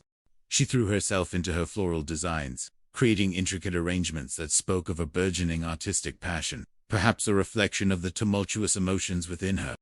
Cindy, blissfully unaware of the romantic undercurrents, continued her cheerful chaos. Her job at Creasy's old office was going well, and she was even starting to save a little money. She often came home with new stories, new astrological insights, and occasionally, new, bizarre trinkets she found at flea markets. One afternoon, as Jack was perfecting a new sauce in the kitchen, the doorbell rang. It was an unfamiliar, insistent chime. I'll get it, Cindy called out, always eager to greet a visitor. Jack heard the door open, then a gasp. Chrissy, Cindy's voice, filled with delight, echoed through the apartment. Jack's spoon clattered into the pot. Chrissy, here, now. He rushed into the living room, followed by Janet, who had just returned from a client delivery. And there, Standing in their doorway was Chrissy Snow, radiant as ever, her blonde hair shimmering, a wide, dazzling smile on her face. She looked like she'd just stepped off a postcard. "Chrissy," Janet exclaimed, rushing forward to hug her. "Higa," Chrissy chirped, embracing Janet warmly. Then Jack. "Oh, it's so good to be home. San Diego was amazing, but I missed you all so much." Jack and Janet exchanged a look, a mixture of relief, affection, and a sudden, shared panic. Chrissy was back. This was wonderful, but it also meant their delicate financial balance, and the even more delicate emotional balance, was about to be completely upended. "But I thought you were staying longer," Cindy said, her brow furrowed in confusion. "With your surfer boyfriend?" Chrissy giggled. "Oh well, that didn't quite work out. Turns out, surfer dude meant lives in a van and thinks a job is optional. So, I decided to come home." She looked around the apartment, her eyes sparkling, and it looks exactly the same. "Oh, except for this amazing new sofa. And is that a new rug?" She pointed to a slightly singed area where Jack had once accidentally dropped a hot pan. Yeah, Chrissy. It's new," Jack stammered. "So, you're back for good?" Janet asked, trying to sound casual, but her voice held a hint of apprehension. "Yep, back for good," Chrissy confirmed, plopping her suitcase down with a thump. "And I'm ready to get my old job back and pay my share of the rent." The last part was a relief, but the rest. Jack looked at Janet. Chris's return meant a reshuffling of their living arrangements. Cindy, who had just found her footing, would now be displaced. And the unspoken feelings between Jack and Janet, which had just begun to tentatively bloom, would likely be pushed back into the shadows. "Oh, Chrissy, that's wonderful," Janet said, her voice a little strained. "It is," Jack agreed, forcing a smile. "But Chrissy, there's something you should know. While you were gone, well, we got a new roommate." He gestured to Cindy. Chrissy's eyes widened. "Cindy, my cousin, Cindy. What are you doing here?" "I'm living here," Cindy exclaimed, beaming. "You said I could. I've been working at your old office, and I just got a raise, and I helped Jack get a scholarship, and I charmed Mr. Furley into giving us more time for the rent. And I even predicted his brother was a cap." She rattled off her accomplishments with an innocent pride. Chrissy stared at her cousin, then at Jack and Janet, a look of utter bewilderment on her face. "You mean you've been living here, in my rent?" "Well, yes, Chrissy," Janet explained gently. "We needed to cover your share of the rent, and Cindy needed a place to stay." Chrissy looked from Cindy to her old bedroom, then back again. A flicker of something, possessiveness, confusion, crossed her face. "But it's my room." The tension in the room was palpable. Cindy's smile faltered, her shoulders drooping slightly. Jack and Janet exchanged a worried glance. This was going to be more complicated than they thought. Just then, Mr. Furley, drawn by the commotion, poked his head in. "What's all this racket?" "Oh, Chrissy, you're back." He beamed, genuinely delighted to see her. "Well, this is wonderful. 3 lovely ladies in the apartment again." He completely missed the underlying tension. "Mr. Furley, there's a slight complication," Janet began, trying to explain the situation. "Complication?" Mr. Furley scoffed. "Nonsense. The more the merrier. Now, Chrissy, you can just move right back into your old room. And Cindy can?" He paused, looking at Cindy, then at the crowded living room. "Well, Cindy can find a nice, cozy spot somewhere." Cindy's face fell completely. She looked at Jack and Janet, her eyes wide and hurt. "Mr. Furley, that's not fair," Jack interjected, stepping forward. "Cindy's been a great roommate. She's helped us out a lot." "Yeah, but Chrissy was here first," Mr. Furley insisted, his usual logic prevailing. "It's her room." Chrissy, seeing Cindy's distress, suddenly looked uncomfortable. "Oh, Mr. Furley, maybe we can figure something out. I don't want to kick Cindy out." "Nonsense," Mr. Furley declared, oblivious. "The original arrangement stands. Chrissy gets her room, and well, Cindy, I'm sure you'll find another lovely place to stay. Perhaps with your astrological insights, you can find a perfect apartment." He chuckled at his own joke. Cindy, her eyes brimming with tears, turned and fled into the bedroom, slamming the door behind her. Jack glared at Mr. Furley, then at Chrissy. "Well, that was handled beautifully." Chrissy looked genuinely upset. "Oh, I didn't mean for that to happen. I just came home." Janet sighed, rubbing her temples. Their lives, it seemed, were destined for perpetual chaos. Chrissy's return, while bringing much-needed financial relief, had opened a new Pandora's box of emotional and logistical challenges. And as Jack looked at Janet, he knew that the whisper of a secret, their tentative steps towards something more, would now have to wait. The unexpected visitor had arrived, and with her, a fresh wave of uncertainty. Chapter 10. The Shifting Sands. Chrissy's return plunged a partner-to-be into a new era of emotional turbulence. The initial joy of her presence quickly gave way to the awkward realities of their changed dynamic. Cindy, deeply hurt by the implication that she was disposable, retreated into herself, her usual effervescent personality dulled by the sting of rejection.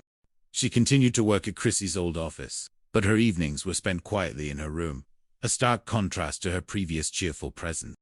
Jack and Janet, caught in the middle, felt the strain. They tried to mediate, to reassure Cindy, and to make Chrissy understand the impact of her sudden return. "Chrissy, you can't just expect Cindy to pack up and leave," Janet explained gently one evening, as Chrissy unpacked a suitcase in her old room. "She's made a life here. She has a job, friends." Chrissy, however, was surprisingly resistant. "But it's my room, Janet. I was here first, and I missed my bed, and my posters, and everything." She gestured vaguely around the room. Jack, leaning against the doorframe, sighed. "Chrissy, we know it's your room, but Cindy helped us when we were in a bind. She's family." "I'm family too," Chrissy protested, her voice rising. "And I'm back. Why can't things just go back to normal?" But nothing was normal. The unspoken tension between Jack and Janet was now a palpable force, complicated by Chrissy's presence. The brief moment of intimacy they'd shared felt like a distant memory, overshadowed by the immediate crisis. One afternoon, Jack found Cindy sitting alone in the living room, staring out the window, a rare moment of stillness for her. "Hey, kiddo," he said softly, sitting beside her. Cindy shrugged, not looking at him. "I guess. It's just I thought I finally found a place where I belonged. You know, away from being Chrissy's cousin. And now I'm just Chrissy's cousin again." Jack's heart ached for her. He knew that feeling. The struggle to define oneself outside of others' expectations. "Hey, you're more than just Chrissy's cousin. Cindy. You're Cindy. You're smart. You're funny. You're a great roommate. And you got me that scholarship. Remember?" Cindy finally looked at him, a small, fragile smile touching her lips. "Really?" Jack affirmed, squeezing her shoulder. "And we'll figure this out. We're not going to let you go." His words seemed to lift her spirits slightly, but the solution to their living arrangements remained elusive. 3 people, 2 bedrooms, and a landlord who insisted on the original arrangement. The situation came to a head when Chrissy, in an attempt to reclaim her space, started moving Cindy's belongings out of the bedroom and into the living room. "Chrissy, what are you doing?" Janet exclaimed, walking in to find Chrissy cheerfully piling Cindy's clothes on the sofa. "Just making room for my stuff," Chrissy said, oblivious. "Cindy can keep her things out here. It'll be like a cozy nook for her." Just then, Cindy walked in, saw her belongings, and her eyes welled up. "My cozy nook," she whispered, her voice trembling. "Chrissy, that's not right," Jack said, his voice firm. "You can't just do that." Chrissy finally seemed to grasp the gravity of the situation. She looked at Cindy's tear-filled eyes, then at Jack and Janet's disapproving faces. Oh, I didn't mean to be mean, Cindy. I want my room back." The apartment fell into a tense silence. The comfortable, easy camaraderie they once shared was now shattered. Later that evening, Jack, Janet, and Chrissy sat down for a serious discussion. Cindy had retreated to her temporary cozy nook in the living room, listening silently. "Look," Chrissy Jeanette began, her voice calm but firm. "We love having you back. We really do. But Cindy is our roommate now, and we can't just kick her out." "But where am I supposed to sleep?" Chrissy asked, a pout on her face. "Well, we were thinking," Jack said, clearing his throat, "that maybe you and Cindy could share the room." Chrissy's eyes widened. "Share?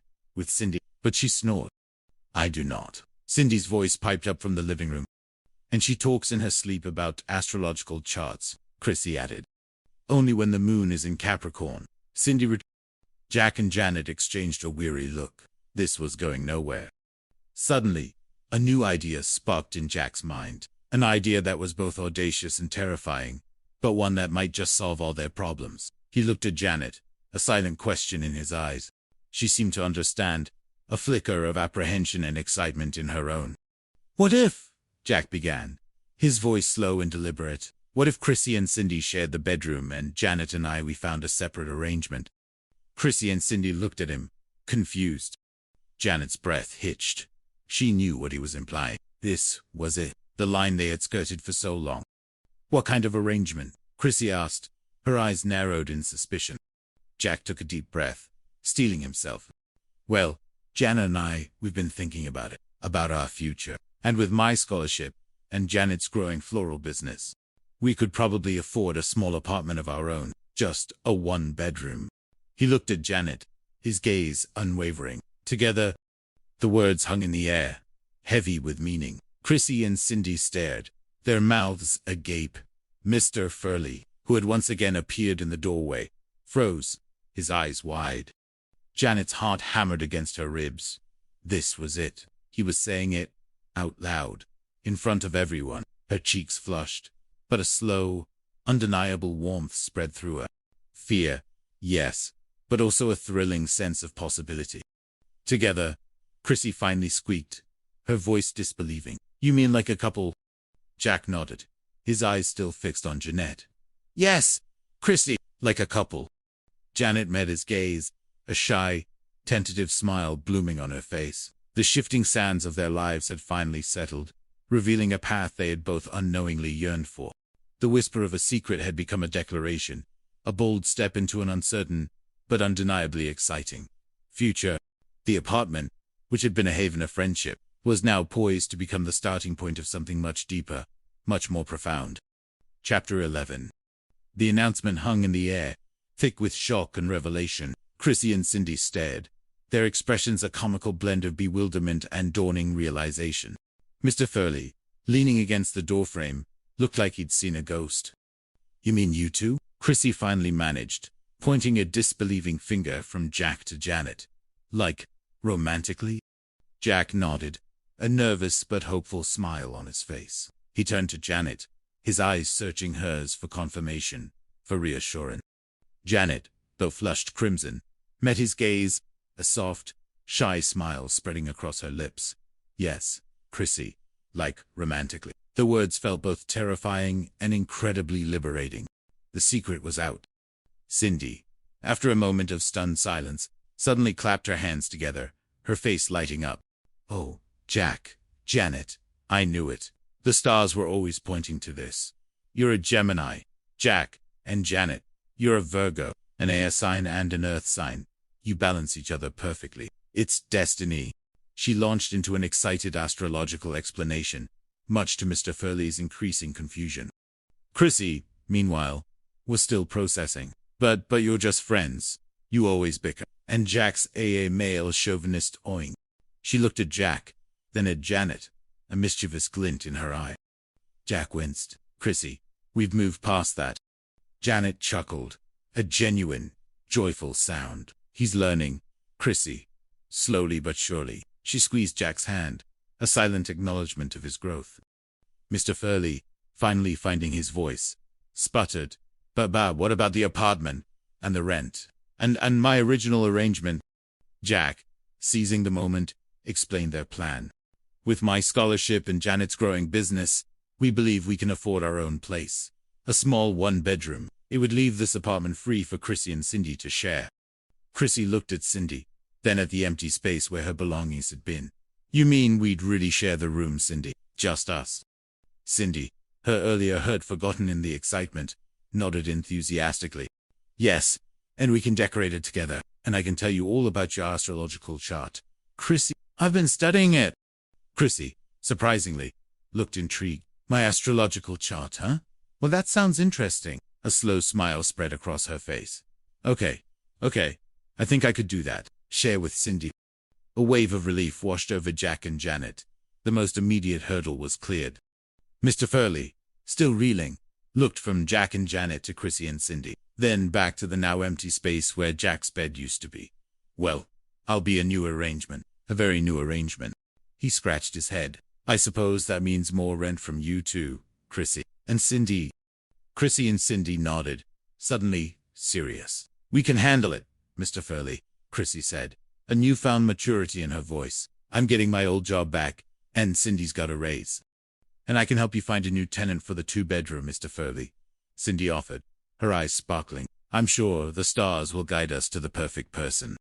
Mr. Furley sighed. Then a small smile played on his lips. All right, kids. All right.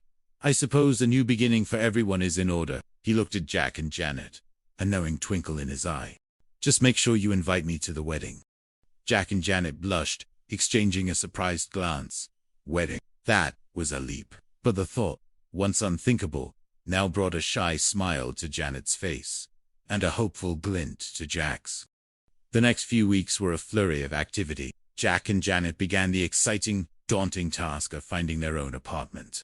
They found a charming, if slightly small, 1-bedroom with a tiny kitchen that Jack immediately envisioned transforming into his culinary laboratory. It was just a few blocks from the beach, a place where they could take long walks, hand in hand, planning their future. Moving day was bittersweet, saying goodbye to apartment B, the place that had been their home, their sanctuary. Their crucible of friendship and growth was harder than they anticipated. But as they carried the last box out, they knew they weren't leaving their family behind. They were simply expanding it. Chrissy and Cindy, surprisingly, had settled into their new roommate dynamic with relative ease. Chrissy was back at her old job, and Cindy, with her raise, was contributing reliably to the rent. Their bedroom was a vibrant, if slightly eclectic, mix of Chrissy's sunny posters and Cindy's astrological charts. Larry, ever the opportunist, was already trying to woo the new tenant Mr. Furley had found for the apartment next door, a young woman who, according to Cindy's readings, was a fiery Aries.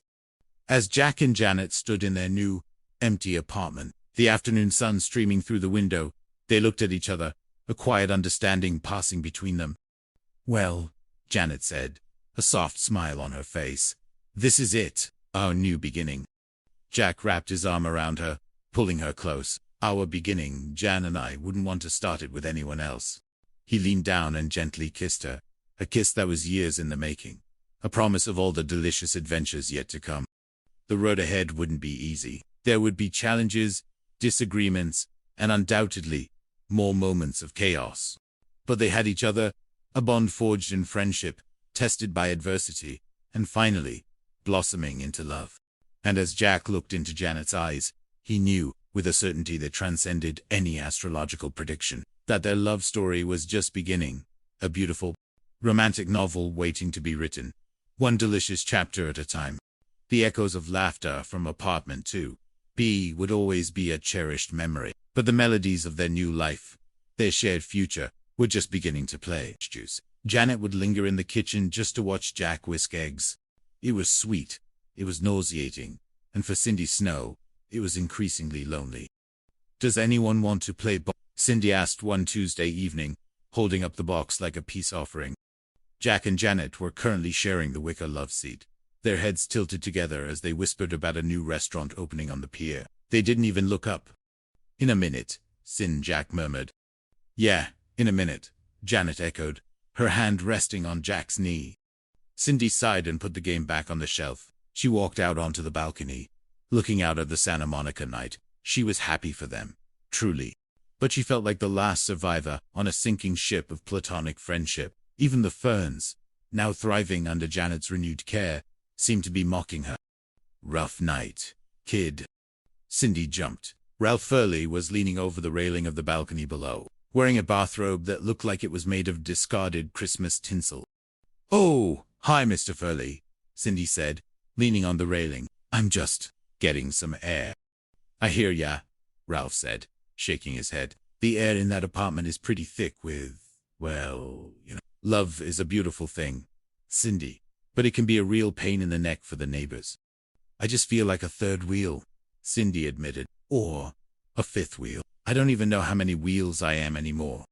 You're a spare tire, kid, and every car needs a spare, Ralph said, trying for profound and landing somewhere near confusing. Tell you what, tomorrow night, there's a disco contest at the community center. I need a partner who doesn't have the knees of a 90-year-old.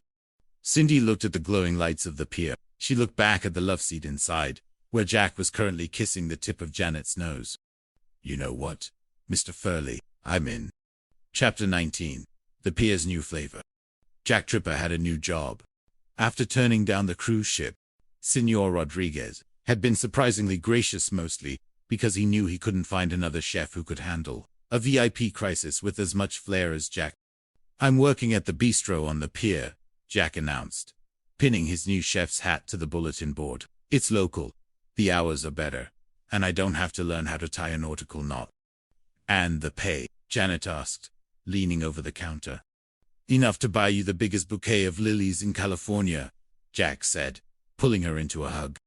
But the new job brought new complications. Larry Dallas, unaware of the official status of Jack and Janet's relationship, had decided it was his mission to find Jack a real woman, now that he didn't have to pretend for the landlord. Tripper, pal, I've got her. Larry burst into the apartment on Friday afternoon, wearing a leather jacket that smelled of stale cigarettes and ambition. She's a dental hygienist from She likes cooking, she likes hiking, and she's got a smile that would make a shark jealous. Jack pulled away from Janet, his face reddening. Larry, not now. What's the matter? Playing hard to get. Come on, we're going to the Beagle. I've got a stewardess for me and the hygienist for you. Jeanette crossed her arms. Larry, Jack is busy tonight. Busy? Doing what? Fluffing pillows. Larry laughed, then froze as he saw the way Jack was holding Janet's hand. He looked at Jack, then at Janet, then back at Jack. Wait, are you two? Yes, Larry, Jack said, his voice firm. We are. Larry's jaw dropped. He looked at them for a long 5 seconds, his brain clearly rebooting. Then, a slow, predatory grin spread across face. Tripper, you dog. You absolute, brilliant dog. You used the gay roommate bit to get the girl. I always knew you had a bit of Dallas in you. It wasn't a bit, Larry, Janet snapped. It's real. Of course it is. It's the best long con I've ever seen. I'm proud of you, pal. Truly. Larry walked over and slapped Jack on the back, nearly knocking the wind out of him. Well, that changes everything. No hygienist for you. But hey, does she have a sister? Because I'm still available. Chapter 20. The Unscheduled Inspection. The bliss was on Saturday morning, while the apartment was still filled with the scent of Jack's famous sourdough pancakes, the phone rang. Janet answered it. Her face went from rosy to pale in 3 seconds. Mother, yes. No. It's a wonderful surprise. You're where? The airport. She hung up and looked at Jack, her eyes wide with terror. My parents. They're here. They're taking a cab from there. Jack nearly dropped the spatula. Your parents. The ones from the Midwest. The ones who think Santa Monica's a den of iniquity. The very ones, Janet said, frantically, starting to clear the table. They think you're my very nice, very platonic roommate. They don't know about the cowboy. They don't know about the truth. And they definitely don't know that my roommate is currently wearing my favorite bathrobe. Jack looked down at himself. He was, indeed, wearing Janet's silk robe. Right, emerged Cindy. Hide the flowers. The next hour was a whirlwind of frantic cleaning and character reassignment. Janet's parents, Roland and Martha Wood, were the salt of the earth. The salt was extremely conservative and prone to judging people based on the length of their side. Janet, darling, Martha Wood exclaimed, stepping into the apartment and immediately sniffing the air for the scent of marijuana. It's so good to see you. And the apartment, it's so colorful. Roland Wood, a man whose handshake could crush a walnut, looked Jack up and down. And you must be Jack, the one who cooks. That's me, sir, Jack said, now dressed in a sensible sweater and slacks, trying to look as non-threatening as possible. Would you like some tea? Or perhaps some very mild herbal infusion? Coffee. Black, Roland grunted. The afternoon was a slow-motion car crash. Martha kept asking Jack about his interests, and Jack, terrified of slipping up, kept talking about his collection of vintage buttons. Roland spent most of his time looking at the as if trying to calculate the mathematical probability of 2 young women and 1 man living together without a scandal. So, Jack, Martha said, leaning in, Janet tells us you're very artistic. Oh yes, Jack said, his voice trembling. I love the arts. I love the theater. I love knitting. I'm currently working on a very large teacup. Janet closed her eyes, praying for the floor to open up. The breaking point came when Ralph Furley, unaware of the visitors, burst through the door wearing his disco contest outfit, a sequined jumpsuit that looked like it had been stolen from the set of Saturday Night Fever. Jack! Janet! Look at me! I'm a disco inferno! Ralph shouted, doing a clumsy pirouette. Roland and Martha would stare at him in horrified silence. Oh, guests, Ralph stammered, his sequins. I didn't know we were having a party. Are these your parents, Janet? They look like they could use a drink. Jack, get the bourbon. Roland Wood stood up, his face a deep shade of crimson. Janet, I think we need to have a serious talk about your living arrangements and your landlord. Jack looked at Janet. He saw the old fear returning to her, the fear of disappointing the people she loved. He looked at Ralph, who was currently trying to hide behind a floor lamp. He looked at the wildflowers on the table. He realized then that the only way to save the apartment and their relationship wasn't another lie. It was the same thing that had saved them from Bart Furley. He walked over to Janet and took her hand.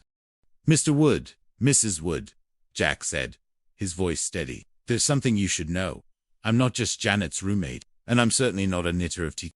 He looked at Janet, and she nodded, her hand tightening around his. I'm the man who loves your daughter, Jack said, and I think it's about time you got to know the real Jack Tripper. The silence in the room was so thick you could have sliced it with a butter knife. Martha Wood gasped. Roland Wood slowly, very slowly, sat back down. Well, Roland said, his voice sounding like gravel, I suppose that explains why the sourdough pancakes were so damn good. The afternoon didn't end in a fight. It ended in a long, difficult, and surprisingly honest conversation. Roland and Martha didn't leave happy, but they left understanding. And as the cab pulled away from the curb, Jack and Janet stood on the balcony, watching them go. You okay? Jack asked. I'm perfect, Janet said, leaning head on his shoulder. And as the Santa Monica sun began to set, casting its bruised purple glow over the apartment, they knew they were finally done with the games. The cowboy was gone. The safe roommate was a memory, and for the first time in a long time, the air in apartment 201 was clear. Chapter 21. The Scent of Change. The weeks following the departure of the Woods were surprisingly calm. Rowland had sent a postcard from Des Moines with a picture of a cornfield and a single sentence. The coffee was decent, but tell that boy to watch his seasonings. It was as close to a blessing as Jack was going to get. In the apartment, a new rhythm had established itself. Jack and Janet no longer had to hide their morning kisses, though they still tended to keep things modest in front of Cindy. Cindy, for her part, had become something of a ghost. She was always heading to practice or meeting a friend, leaving the two lovers to navigate their domesticity in peace. It feels strange, Janet said one evening, looking at the spot where the Spanish textbook used to sit. No more Austin. No more Spanish. No more secret codes. It feels like we're adults, Jack said, coming up behind her and wrapping his arms around her waist. Real, boring, aged, at 20-5 adults. Boring is good, Janet whispered, leaning back into his warmth. I've had enough excitement to last me until the turn of the century. But excitement had a way of finding Jack Tripper. At the bistro on the pier, Jack was no longer just the new guy.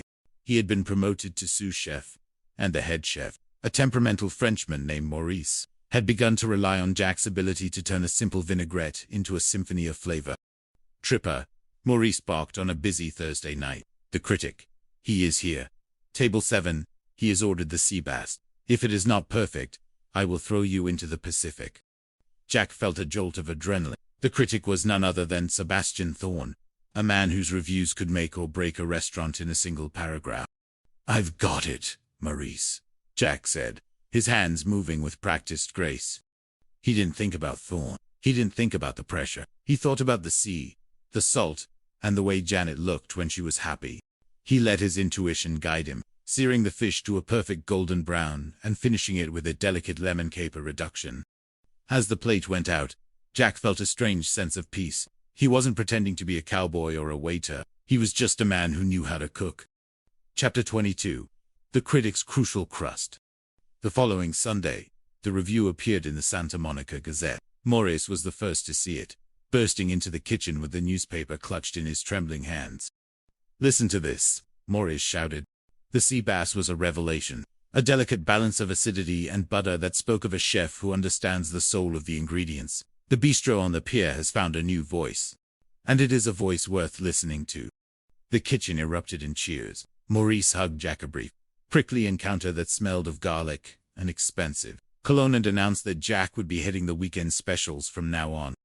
"You did it, Jack," Janet cried when he told her that night. She had bought a bottle of the good wine, not the stuff they usually had at the Beagle, but a vintage red that actually had a cork.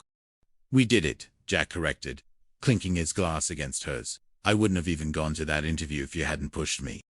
"And I wouldn't have pushed you if I hadn't seen how much you loved it," Janet said softly. They sat on the balcony, the sound of the ocean a rhythmic backdrop to their shared success. The 1970s were coming to a close, and the world was changing. Disco was fading. The economy was shaky, but inside apartment 201, something solid had been built. Chapter 23. A Night at the Disco. While Jack and Janet were celebrating professional milestones, Cindy Snow was preparing for a milestone of her own. The disco contest at the community center was tonight, and she and Mr. Furley were the dark horses of the competition. "Mr. Furley, you're stepping on my toe again," Cindy giggled, adjusting her spandex leggings. "It's not stepping, Cindy. It's syncopated impact," Ralph said, sweating profusely in a lime green polyester suit that seemed to vibrate under the fluorescent lights. The community center was packed. Larry Dallas was there, acting as the self-appointed MC, and a crowd of neighbors had gathered to see the spectacle. "Ladies and gentlemen," Larry's voice boomed through the speakers, "give it up for our next contestants, the Dynamite Duo." The music started the driving beat of Stayin' Alive, and Cindy and Ralph took the floor. It was a sight to behold. Cindy moved with the natural athleticism of a former cheerleader, while Ralph moved like a man who had seen Grease 20 times and had decided to incorporate all the moves at once. He spun, he dipped, and he ended with a dramatic split that resulted in a very audible tearing sound from his trousers. The crowd went wild. They didn't win. The first prize went to a couple of teenagers from Venice Beach, but they won the Spirit of Disco Award, which consisted of a plastic trophy and a $10 gift certificate to a local wig shop. "We were robbed, Cindy," Ralph said later, pinning a safety pin into his pants, "but we were the heart of the show." "You were great, Mr. Furley," Cindy said, her face flushed with excitement. For the first time in weeks, she didn't feel like a third wheel. She felt like a star. Chapter 24. The morning after the moonlight. The sun rose over Santa Monica the next morning, warm and gold. Jack was the first one up, quietly making a batch of blueberry muffins. The scent of baking bread and fruit filled the air, a domestic perfume that seemed to anchor the apartment. Janet emerged from her room, looking sleepy and beautiful. She walked over to the counter and leaned against him. "Is it muffin day?" "It's whatever you want day," Jack said, kissing her forehead. "I want it to stay like this," she whispered. "No more lies, no more Three's Company secrets, just us." Jack looked around the apartment at the wicker furniture, the pastel walls, and the jar of wildflowers on the table. He thought of the cowboy hat in the back of the closet and the Spanish textbook in the trash. He thought of Ralph's lime green suit and Cindy's plastic trophy. It wasn't a perfect life, and they weren't perfect people. They were messy, clumsy, and prone to making the most ridiculous mistakes. But they were together, and they were honest.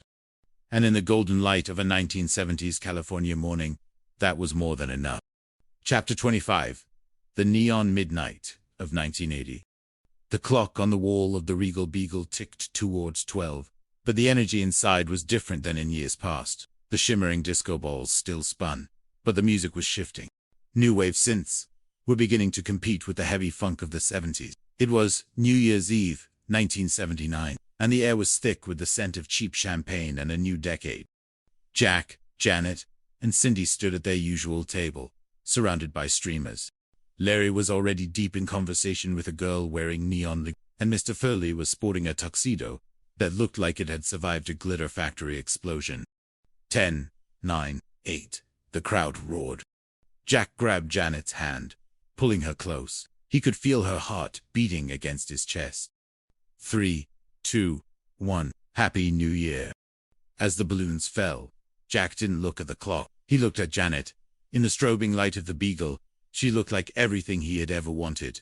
He kissed her, not just to ring in the year, but to anchor himself in the reality they had built. Happy 1980, Janet, he whispered, as they pulled apart. Happy 1980, cowboy, she teased, using the old nickname. The 80s had arrived, and with them came a new set of rules. The Three's Company era was transitioning into something more permanent.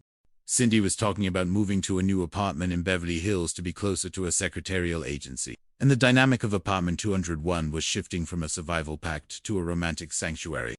Chapter 26. The proposal in the... Jack had been planning it for months. He had saved every extra dollar from his sous chef bonuses, and he had finally found the ring Amorda's elegant sapphire that reminded him of the Santa Monica Sea. He decided to do it on Valentine's Day. He would cook a 5-course meal at the apartment, ending with a chocolate. He would hide the ring inside the... It was a classic, foolproof plan. Except it was Jack Tripper. The dinner went beautifully. The candlelight was perfect. The music was soft, and Janet looked radiant. But as Jack brought out he tripped over the corner of the rug, the same rug that had been the bane of his existence for years. The flew through the air, landing directly in Janet's lap. Jack, she screamed, jumping up as the hot chocolate pooled on her silk dress. I'm sorry. I'm so sorry. Jack scrambled to help her, but in the chaos, the ring dislodged from the desserts began to roll across the floor toward the heating vent. The ring. Janet, get the ring. Jack lunged for the small, shining object. Janet froze, looking at the ring, then at Jack, who was now flat on his face near the vent, clutching a sapphire and covered in chocolate. A ring? She asked, her voice trembling. Jack sat up, his head disheveled, a smear of cocoa on his cheek. He held the ring out, his hand shaking. It wasn't supposed to be like this. I wanted it to be unsurpassed. I wanted to be suave. I wanted to be anyone but me. Janet knelt down in the chocolate-stained rug, her eyes filling with tears. But I don't want anyone but you, Jack. I never did.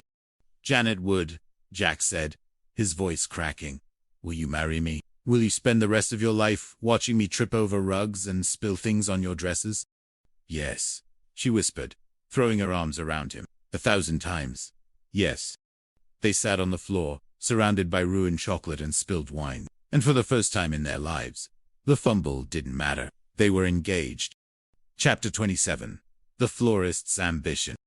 With a wedding to plan, Janet felt a new surge of ambition. Working at the mall, florist was stable, but she wanted more. She wanted a shop of her own at a place called Wood and Petals, where she could curate the arrangements and bring the beauty of the California coast into the city. It's a huge risk, Jack, she said one evening, looking over a business proposal on the kitchen table. Interest rates are high, and we have a wedding to pay for.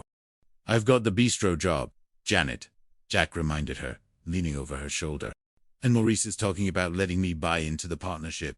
We can do this. We've survived Bart Furley and David Vance. We can survive a small business loan. Janet looked at him, seeing the man he had become. He wasn't the clumsy student anymore. He was a partner, a pillar. They found a small storefront on Main Street, a former apothecary with high ceilings and large windows that caught the morning light. They spent their weekends stripping wallpaper and painting the walls a soft, sage green. Cindy helped with the bookkeeping, and Larry managed to find a delivery van that only broke down once every 3 days. The opening of Wood and Petals was a quiet success. There were no neon signs or disco ball, just the scent of fresh roses and the sight of Janet Wood behind the counter, finally owning her own piece of the world. Chapter 28. A Texan in Santa Monica. The wedding was set for June. Invitations were sent to Des Moines and the Tripper family in San Diego. But 2 weeks before the big day, there was a knock at the door. Jack opened it to find a man standing there. He wore a real Stetson hat, real boots, and a denim jacket that looked like it had seen 100 dust storms. He had a mole on his cheek, a real one. Can I help you? Jack asked. I'm looking for Jack Tripper, the man said in a slow, deep drawl. My brother told me this was the place. Jack froze in. Your brother? Yeah,